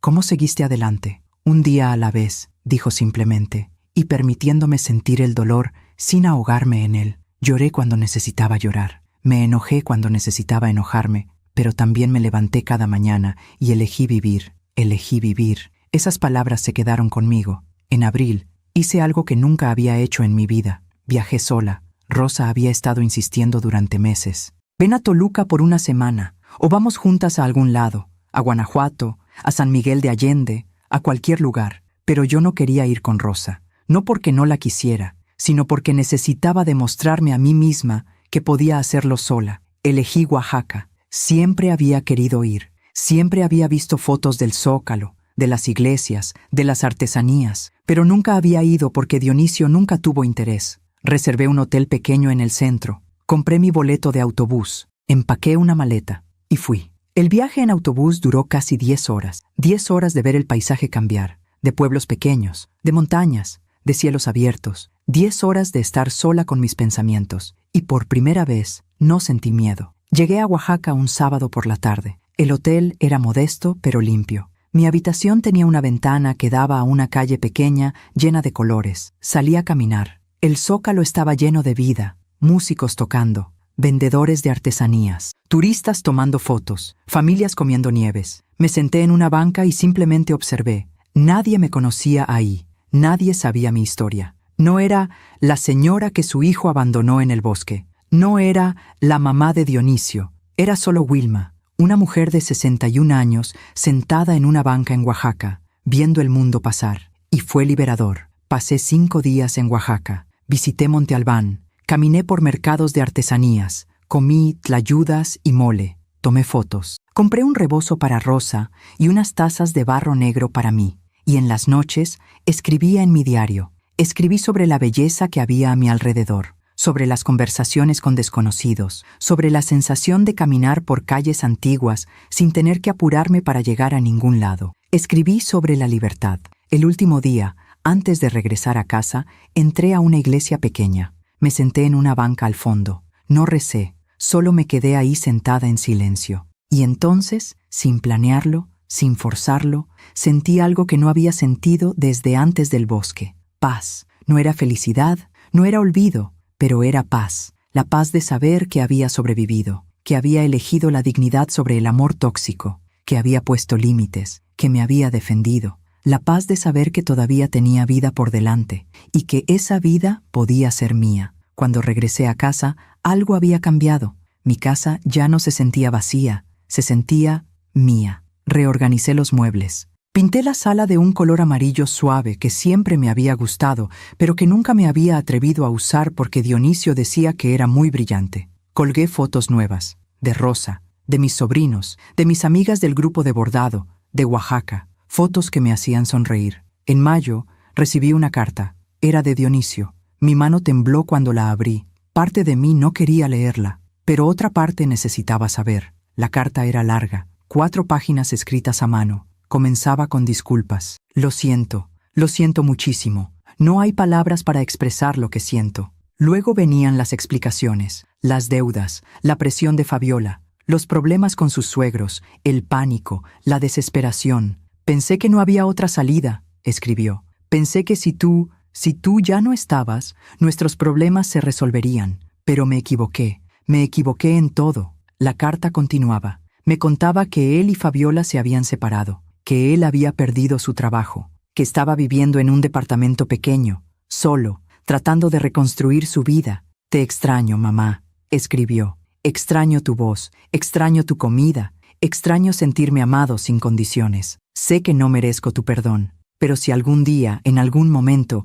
pudieras encontrar la forma de perdonarme, te prometo que pasaré el resto de mi vida demostrándote que he cambiado. Terminaba con, siempre serás mi madre, y yo siempre seré tu hijo, aunque ya no merezca serlo. Leí la carta 3 veces. Lloré, no voy a negarlo, pero no por las razones que él probablemente esperaba. Lloré por el hijo que pudo haber sido y no fue. Lloré por los años que perdimos. Lloré por la relación que murió en ese bosque, pero no lloré por arrepentimiento. Guardé la carta en un cajón, no la tiré, pero tampoco la contesté, porque había aprendido algo importante en estos meses. Puedes amar a alguien y aún así mantener la distancia. Puedes perdonar sin olvidar. Puedes soltar sin odiar. Y puedes elegir tu propia paz sobre el amor que te destruye. Esa noche escribí en mi diario. Hoy recibí una carta de mi hijo. Me pidió perdón. Y creo que algún día, cuando mi corazón esté listo, podré perdonarlo de verdad.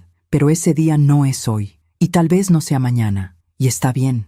Porque mi sanación no está en una línea de tiempo, está en mi propio ritmo. Y por primera vez en mi vida estoy eligiendo mi propio ritmo. Cerré el diario y miré por la ventana. El árbol de limón que Rubén había plantado hace 36 años estaba floreciendo. Nuevas flores, nueva vida, nuevo comienzo. Y yo también estaba floreciendo, diferente, cicatrizada, pero viva. Y eso era suficiente. Los meses siguientes fueron testigos silenciosos de cómo la vida tiene su propia forma de hacer justicia. No fue algo que yo busqué, no fue venganza, fue simplemente el karma haciendo su trabajo. Junio llegó con calor y con noticias. La señora Lupita tocó mi puerta un sábado por la mañana con esa expresión que tiene la gente cuando sabe algo jugoso pero no sabe si debería compartirlo. Wilma, ¿ya te enteraste? ¿De qué? De Dionisio. Y Fabiola. Mi estómago se apretó. Aunque había decidido seguir adelante con mi vida, la mención de sus nombres todavía me afectaba.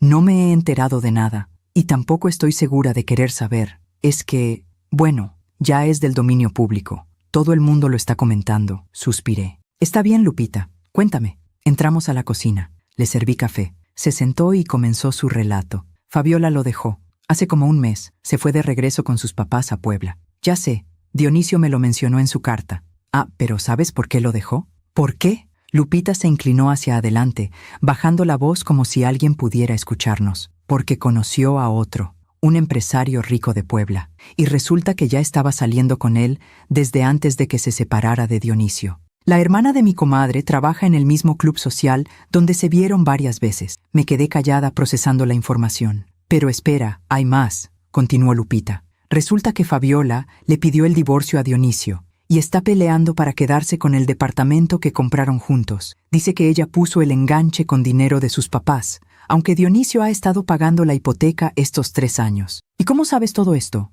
El señor Ramírez se encontró a Dionisio en el súper hace 2 semanas. Dice que se veía terrible, flaco, demacrado, hablando solo. Le platicó todo, que Fabiola ya tiene abogados, que lo está dejando prácticamente en la calle, que le bloqueó todas las tarjetas de crédito que compartían. No sentí satisfacción al escuchar esto, solo una tristeza profunda. Mi hijo había elegido a esa mujer sobre mí, había planeado mi muerte por ella, y ahora ella lo estaba abandonando de la manera más cruel posible. ¿Y su trabajo? Pregunté. ¿Sigue sin trabajo? Lo despidieron hace 3 meses, por faltas constantes. Aparentemente estaba cayendo en la bebida. El primo del señor Ramírez trabaja en la misma empresa. Dice que Dionisio llegaba con aliento alcohólico, que cometió un error grande en un proyecto que le costó a la compañía mucho dinero. Sentí un peso en el pecho. Por más que me había lastimado, seguía siendo mi hijo. Y saber que estaba destruyéndose no me daba alegría. ¿Dónde está viviendo ahora? En un cuartito que renta cerca de la central de autobuses. Según dicen, muy pequeño, en malas condiciones. Está buscando trabajo, pero nadie lo quiere contratar. Las referencias de su último empleo no son buenas. Después de que Lupita se fue, me quedé sentada en la cocina durante horas. Parte de mí, esa parte que había sido madre por 35 años, quería ir a buscarlo. Quería traerlo de vuelta. Quería cuidarlo, salvarlo. Pero otra parte, la parte que había crecido en estos meses, sabía que no podía hacerlo. No podía salvarlo de las consecuencias de sus propias decisiones. No podía ser su red de seguridad después de que él había tratado de eliminarme de su vida. Esa noche llamé a Rosa. Me enteré de lo de Dionisio, le dije. Ya me lo imaginaba. Las noticias viajan rápido. No sé qué sentir, Rosa. Por un lado, siento que la vida le está dando lo que merecía, pero por otro sigue siendo tu hijo y te duele verlo sufrir. Sí, Wilma, escúchame bien. Lo que le está pasando a Dionisio no es tu responsabilidad.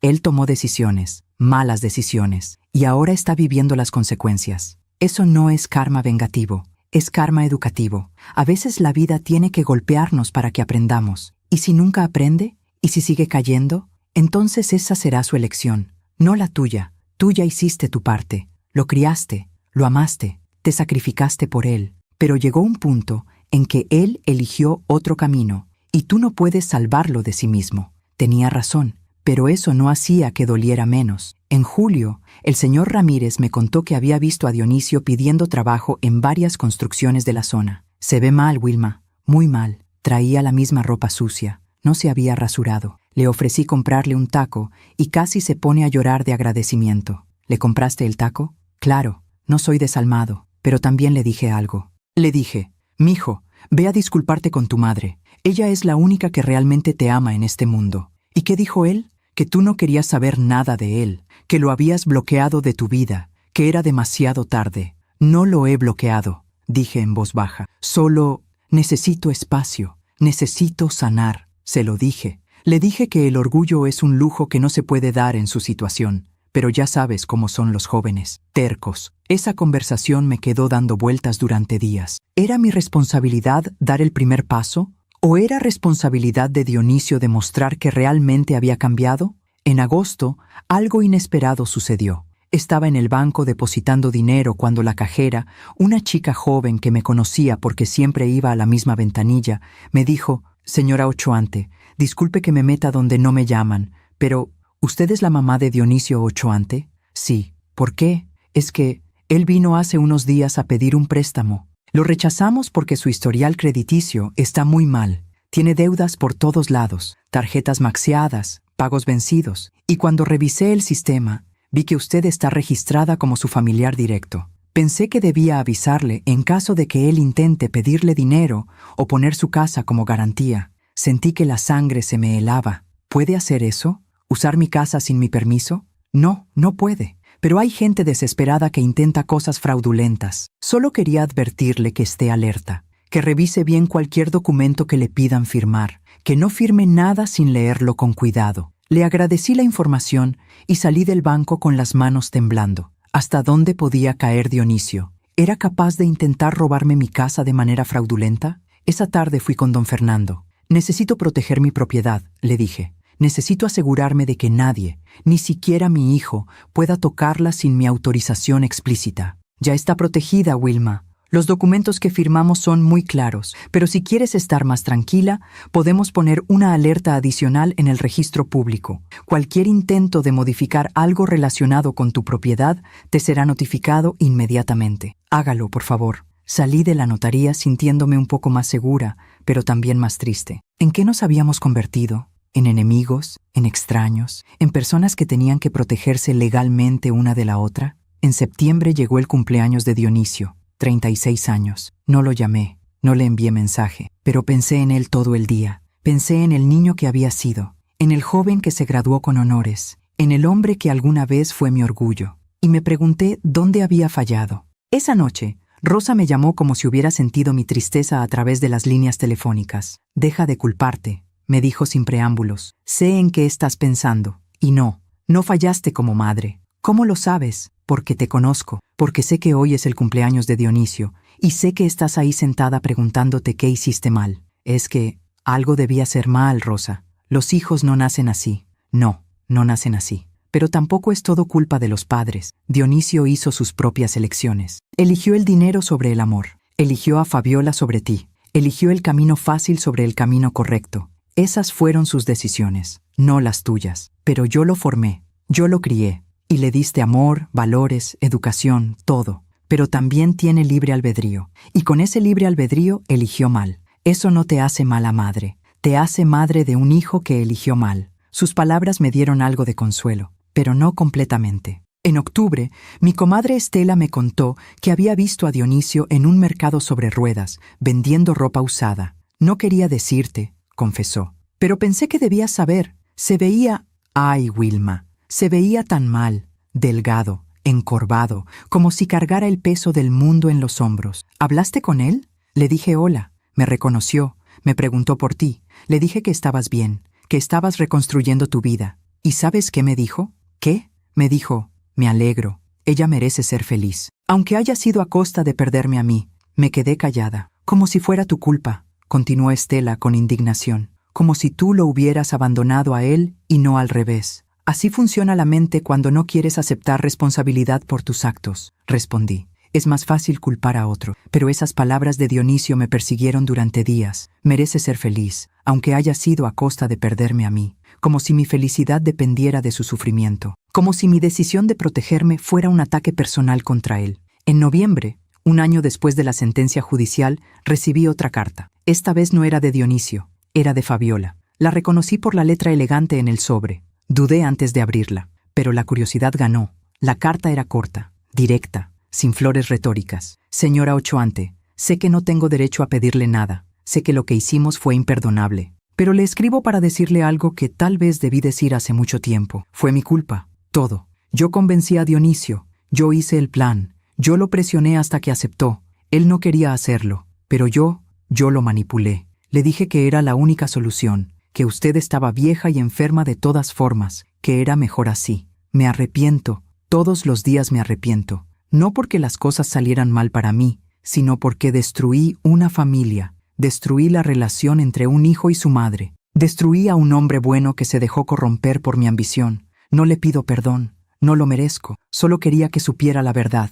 Dionisio la ama, siempre la amó, pero yo era el veneno en su oído. Y ahora ambos estamos pagando el precio de nuestras decisiones. Le deseo paz, Fabiola. Leí la carta 2 veces, luego la quemé en el fregadero, no porque estuviera enojada, sino porque ya no necesitaba su confesión, ya no necesitaba que alguien más cargara con la culpa. Lo que había pasado, pasó. Y ambos, Dionisio y Fabiola, habían sido responsables, uno por planear, el otro por ejecutar, y ambos estaban ahora viviendo las consecuencias. Diciembre llegó con frío y con una llamada inesperada. Era del Hospital General. Una enfermera me informó que Dionisio había llegado a urgencias, un desmayo por desnutrición y deshidratación. Había estado inconsciente por varias horas. Cuando despertó y le preguntaron a quién llamar, dio mi nombre. «¿Vendrá usted, señora?», preguntó la enfermera. «Él la está pidiendo». Me quedé callada durante varios segundos que parecieron eternos. «¿Está en peligro?». «No, ya está estable, pero necesita reposo y alimentación adecuada. El doctor recomienda que alguien se haga cargo de él durante unos días». «Entiendo», dije. «¿Puedo hablar con el doctor?». Me pasaron con el médico de guardia, un hombre joven con voz cansada. «Su hijo está muy mal, señora, no solo físicamente, también emocionalmente. Cuando despertó, comenzó a llorar. Dice que ya no puede más, que no tiene a nadie, que ha tocado fondo». «Doctor, ¿puedo hacerle una pregunta honesta?». «Claro. ¿Usted cree que está en peligro real? ¿O cree que está buscando que yo vaya corriendo?». Hubo una pausa. «Sinceramente, creo que está en ambas situaciones. Sí está mal físicamente, pero también creo que necesita ayuda psicológica. Y posiblemente esté esperando que usted sea quien lo rescate. Gracias por su honestidad, doctor». «¿Vendrá?». «No», dije después de respirar profundo. «Pero por favor asegúrese de que reciba la atención médica que necesita. Si tiene gastos que no puede cubrir, yo los cubriré, pero no iré». «Entiendo. ¿Quiere dejar algún mensaje para él?». Pensé durante un largo momento. «Dígale que espero que se recupere, que le deseo lo mejor, pero que necesita aprender a salvarse a sí mismo, porque yo ya no puedo hacerlo por él». Colgué el teléfono con las manos temblando. Rosa me llamó 20 minutos después. La había llamado apenas colgar. «¿Hice bien?», le pregunté con voz quebrada. «¿Hice bien en no ir?». «Sí», dijo con firmeza. «Hiciste bien. Si vas ahora, le enseñas que todo lo que tiene que hacer es tocar fondo y tú vas a rescatarlo. Y el ciclo nunca va a terminar». «Pero está en el hospital, Rosa. Está pidiendo ayuda y la está recibiendo. Los médicos lo están cuidando. Tú estás pagando sus gastos, pero no estás corriendo a ser su salvadora. Y eso está bien. Eso es límites saludables». Lloré esa noche. Lloré por mi hijo, por el hombre quebrado en que se había convertido, por todo lo que pudo ser y no fue. Pero no fui al hospital. Y esa decisión, por más dolorosa que fuera,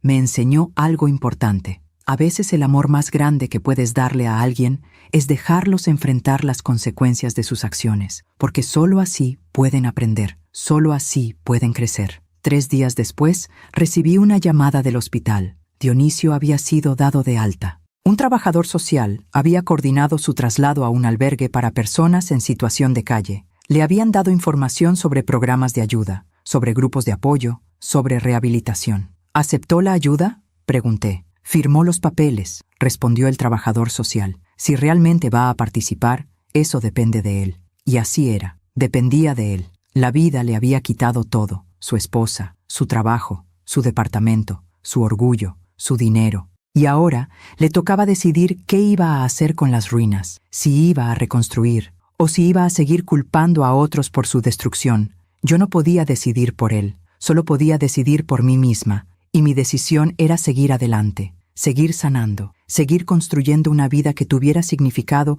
más allá de ser la madre de alguien, porque al final, la justicia de la vida no es venganza, es equilibrio. Dionisio había elegido el camino del egoísmo, y ese camino lo había llevado a la soledad. Yo había elegido el camino de la dignidad, y ese camino me estaba llevando a la paz. Cada quien recibe lo que siembra, y aunque me dolía ver a mi hijo cosechar amargura, sabía que era la única forma en que podría aprender, si es que algún día aprendía. Pasó el tiempo, como siempre pasa, sin pedir permiso, sin esperar a que estemos listos. Enero llegó con aire fresco y con resoluciones, no las típicas de gimnasio o dieta, sino resoluciones más profundas, más importantes. Decidí que este año, mi 62º año de vida, sería el año en que finalmente aprendería a vivir solo para mí. Suena egoísta cuando lo digo en voz alta, pero después de 61 años viviendo para otros, creo que me he ganado el derecho a un poco de egoísmo saludable. Empecé con cosas pequeñas. Me uní a una clase de yoga en el centro comunitario,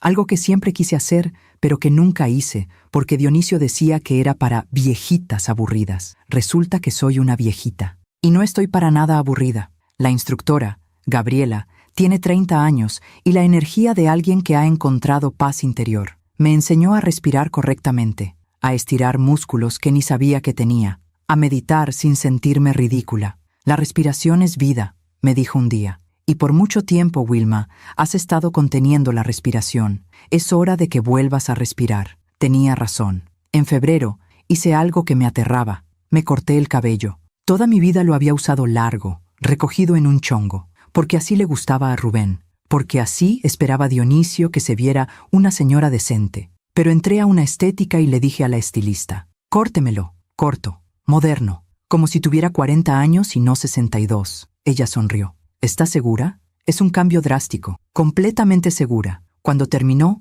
no me reconocí en el espejo. El cabello ahora me llegaba apenas al mentón, con capas que enmarcaban mi cara. Me veía diferente, más joven, más ligera, más yo. La señora Lupita casi se desmaya cuando me vio. «Wilma, te ves hermosa, pareces otra persona». «Soy otra persona», respondí sonriendo. O más bien, soy yo misma por primera vez. En marzo tomé otra decisión importante. Vendí algunos muebles viejos que ya no necesitaba. La recámara de Dionisio la convertí en un taller de costura. Compré una máquina nueva, telas, hilos de colores. Empecé a hacer cojines decorativos que vendía en el mercado los domingos. No era mucho dinero, pero no lo hacía por el dinero. Lo hacía porque me gustaba, porque me hacía feliz ver cómo algo hermoso nacía de mis manos. Una tarde de sábado, mientras cosía, mi sobrina Patricia vino a visitarme con su bebé. «Tía, necesito consejo», me dijo mientras amamantaba a la niña. «Dime, mija, es sobre mi esposo.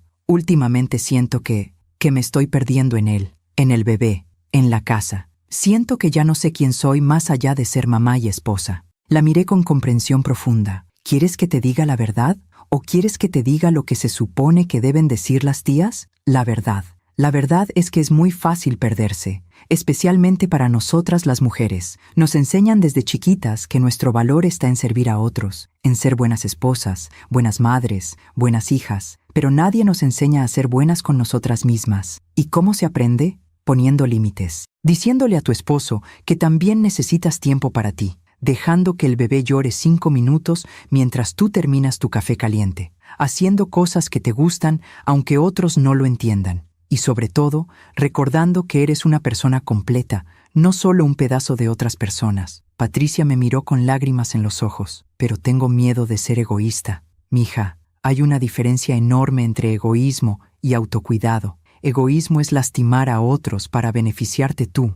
Autocuidado es cuidarte a ti misma para poder cuidar mejor a otros. Aprende esa diferencia ahora, mientras eres joven. No esperes 60 años como yo». Ella asintió, limpiándose las lágrimas. «Tía, eres la mujer más sabia que conozco». «No soy sabia, mija. Solo soy una mujer que aprendió las lecciones a la mala. Y si mi experiencia puede ayudarte a ti a aprenderlas de manera más suave, entonces todo habrá valido la pena». En abril, recibí noticias de Dionisio. No directamente de él, sino a través del señor Ramírez. Lo vi trabajando en una construcción, me contó. Se ve mejor que hace unos meses, más limpio, más sobrio. Le pregunté cómo estaba y me dijo que está asistiendo a terapia, que está en un programa de 12 pasos. «Me alegro», dije sinceramente. «Me alegro de que esté buscando ayuda. ¿No quieres verlo?» «No todavía. Tal vez algún día, pero no todavía. Él preguntó por ti. Dijo que te extraña». «Yo también lo extraño», admití. «Extraño al hijo que creí tener. Pero ese hijo nunca existió realmente. Existió mi ideal de él, mi esperanza de él, pero no el hombre real que tomó las decisiones que tomó. ¿Crees que pueda cambiar? Espero que sí. Por su bien, no por el mío. Pero el cambio real toma años, no meses, y necesito ver acciones consistentes, no solo palabras o gestos desesperados. En mayo llegó mi cumpleaños 62. Esta vez hice una fiesta más grande. Invité a todas mis amigas del grupo de bordado, a mis vecinos, a Rosa y sus hijos, a mis comadres. Decoré la casa con globos y flores. Cociné pozole y tamales. Puse música y bailé. Bailé con el señor Ramírez, quien, a pesar de sus 70 años, todavía tenía buenos pasos. Bailé con Rosa. bailé con mis amigas, bailé sola cuando todos se cansaron, bailé porque estaba viva, porque había sobrevivido, porque me había encontrado a mí misma en medio de la pérdida. Doña Carmen, mi amiga del grupo de bordado, me abrazó fuerte esa noche. Te ves radiante, Wilma, como si brillaras desde adentro. Me siento radiante, respondí. Por primera vez en mucho tiempo, me siento completa. ¿Sabes qué es lo más hermoso?, me dijo. Que encontraste la felicidad sin necesitar que nadie te validara, sin necesitar el perdón de tu hijo, sin necesitar el arrepentimiento de nadie. La encontraste dentro de ti misma. Tenía razón. Y esa había sido la lección más importante de todas. En junio, mientras regaba mi jardín una mañana, noté que el árbol de limón estaba lleno de frutos, más de los que había visto en años. Era como si la vida me estuviera diciendo algo, como si me recordara que después del invierno más duro, siempre viene la primavera, siempre hay nueva vida, siempre hay nuevos frutos. Corté algunos limones y hice limonada. La compartí con la señora Lupita. Están más dulces este año, comentó ella. Todo es más dulce este año, respondí. En julio llegó algo inesperado. Una carta del fideicomiso que había establecido para las becas educativas. Me informaban que ya habían otorgado la primera beca a una madre soltera de 28 años que estaba estudiando enfermería. Incluían una foto de ella con sus 2 hijos pequeños y una carta de agradecimiento. Señora Ochoante, no sabe lo que significa esta beca para mí. Estaba a punto de dejar la escuela porque ya no podía pagar la colegiatura y el cuidado de mis hijos. Pensé que tendría que renunciar a mi sueño, pero gracias a su generosidad puedo continuar. Algún día voy a ser enfermera y voy a ayudar a otras madres como yo. Su bondad se multiplicará. Gracias, gracias, gracias. Lloré leyendo esa carta, pero fueron lágrimas buenas, lágrimas de propósito, de sentir que mi vida, mi dolor, mi experiencia, estaban sirviendo para algo más grande que yo misma. Mi historia no había terminado en ese bosque, había comenzado ahí. En agosto, algo sorprendente sucedió. Estaba en el mercado cuando una mujer de unos 40 años se me acercó.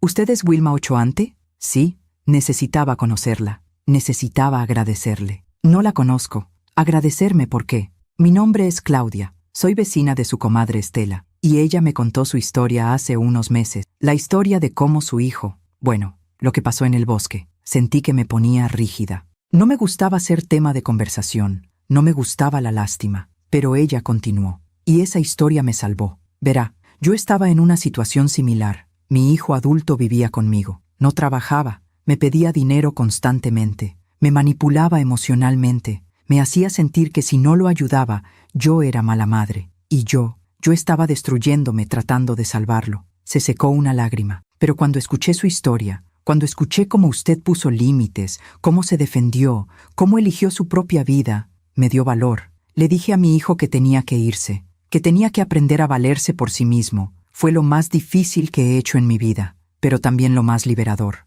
¿Y cómo está ahora?, pregunté. Está bien, encontró trabajo, está rentando un cuarto. No tenemos la relación más cercana, pero al menos es honesta. Y yo recuperé mi vida, mi paz, mi casa. Así que gracias por ser valiente, gracias por mostrarme que estaba bien elegirme a mí misma. Me abrazó, y yo la abracé de vuelta, sintiendo algo profundo y real. Mi dolor había tenido propósito. Mi historia estaba ayudando a otras mujeres a encontrar su propia fuerza, y eso valía todo, todo el sufrimiento, todo el dolor, todo. En septiembre, 1 año y 3 meses después de la hospitalización de Dionisio, recibí una visita. Él apareció en mi puerta un domingo por la tarde. No lo había visto en casi 2 años, y el cambio era notable. Estaba más delgado, pero se veía saludable, limpio, rasurado, con ropa sencilla pero limpia, y algo en sus ojos era diferente. Ya no había esa arrogancia,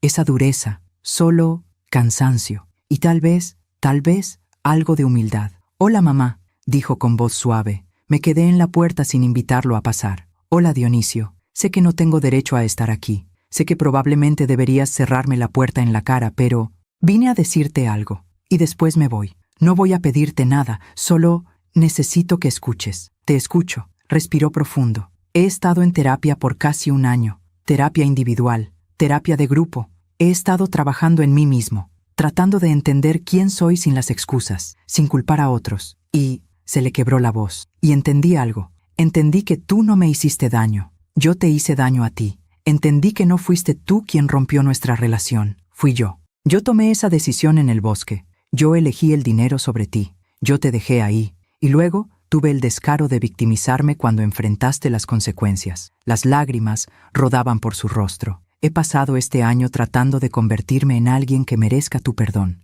No sé si lo he logrado. Probablemente no. Pero estoy tratando. Trabajo en la construcción de lunes a sábado. Vivo en un cuartito pequeño pero honesto. Voy a terapia todos los jueves. Estoy pagando mis deudas poco a poco. Estoy reconstruyéndome. No por ti, por mí. Porque necesito poder verme al espejo sin odiarme. Me quedé callada, dejando que hablara, dejando que vaciara todo lo que había cargado. No vine a pedirte perdón, continuó, porque sé que no lo merezco. Vine a decirte que entendí. Entendí que lo que hice fue monstruoso, que no hay justificación, que traicioné todo lo que me enseñaste, y que si pasara el resto de mi vida tratando de compensarlo, nunca sería suficiente. ¿Terminaste?, pregunté con voz suave. Sí, bien. Ahora escúchame tú a mí. Dio un paso atrás, preparándose para lo que fuera que yo dijera. Te perdono. Abrió los ojos con sorpresa. ¿Qué? Te perdono, Dionisio. No porque lo merezcas, no porque lo que hiciste esté bien. Lo perdono porque yo necesito soltarlo,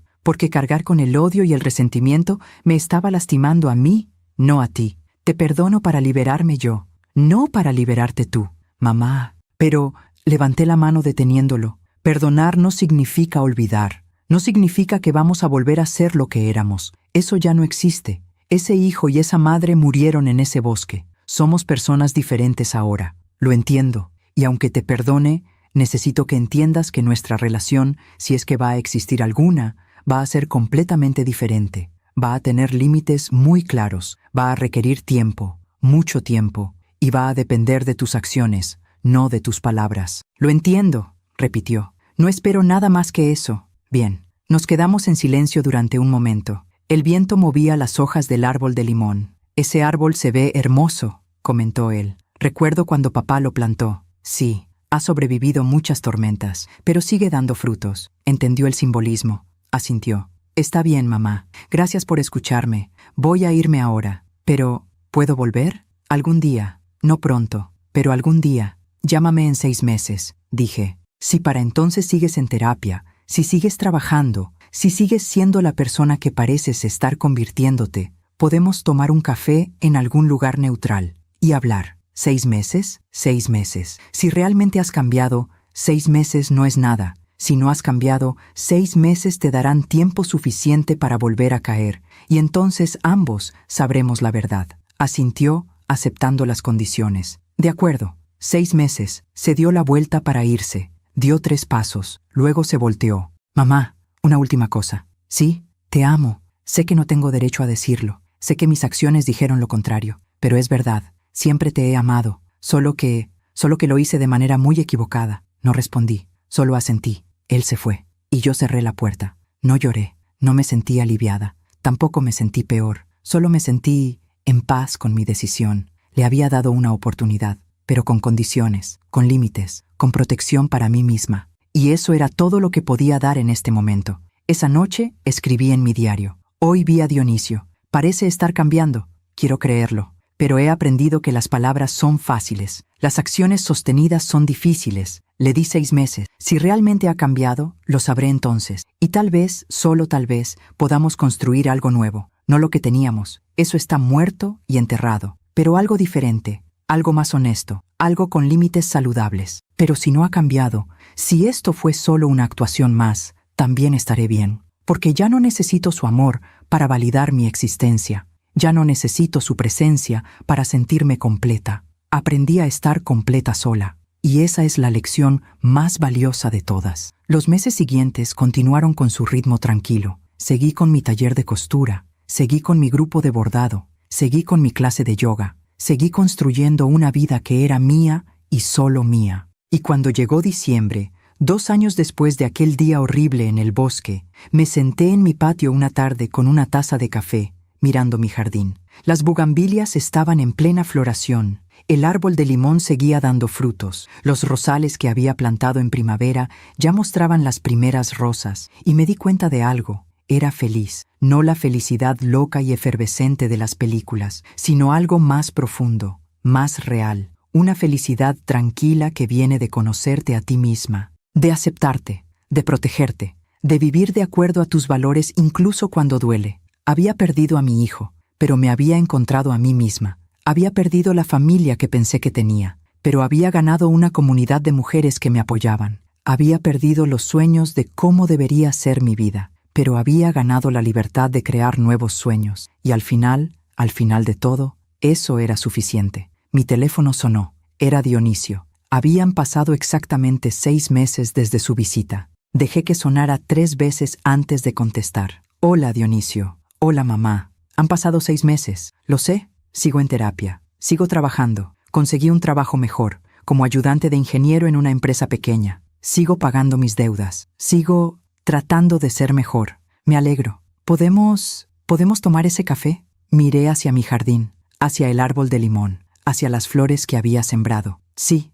dije finalmente. Podemos tomar ese café. El sábado a las 3, en el café del centro. 1 hora, nada más. Gracias, mamá. Gracias. No me agradezcas todavía, dije. Esto no significa que todo está perdonado y olvidado. Significa que te estoy dando la oportunidad de demostrarme quién eres ahora. El resto depende de ti. Lo entiendo. Colgué el teléfono y volví a mirar mi jardín. No sabía qué pasaría el sábado. No sabía si Dionisio realmente había cambiado. No sabía si algún día podríamos tener una relación verdadera. Pero sabía algo con certeza absoluta. Sin importar lo que pasara, yo iba a estar bien, porque había aprendido la lección más importante de mi vida. No puedes controlar las acciones de otros. No puedes controlar si te aman bien. No puedes controlar si te valoran. Pero puedes controlar cómo te tratas a ti misma. Puedes controlar tus límites. Puedes controlar tu dignidad.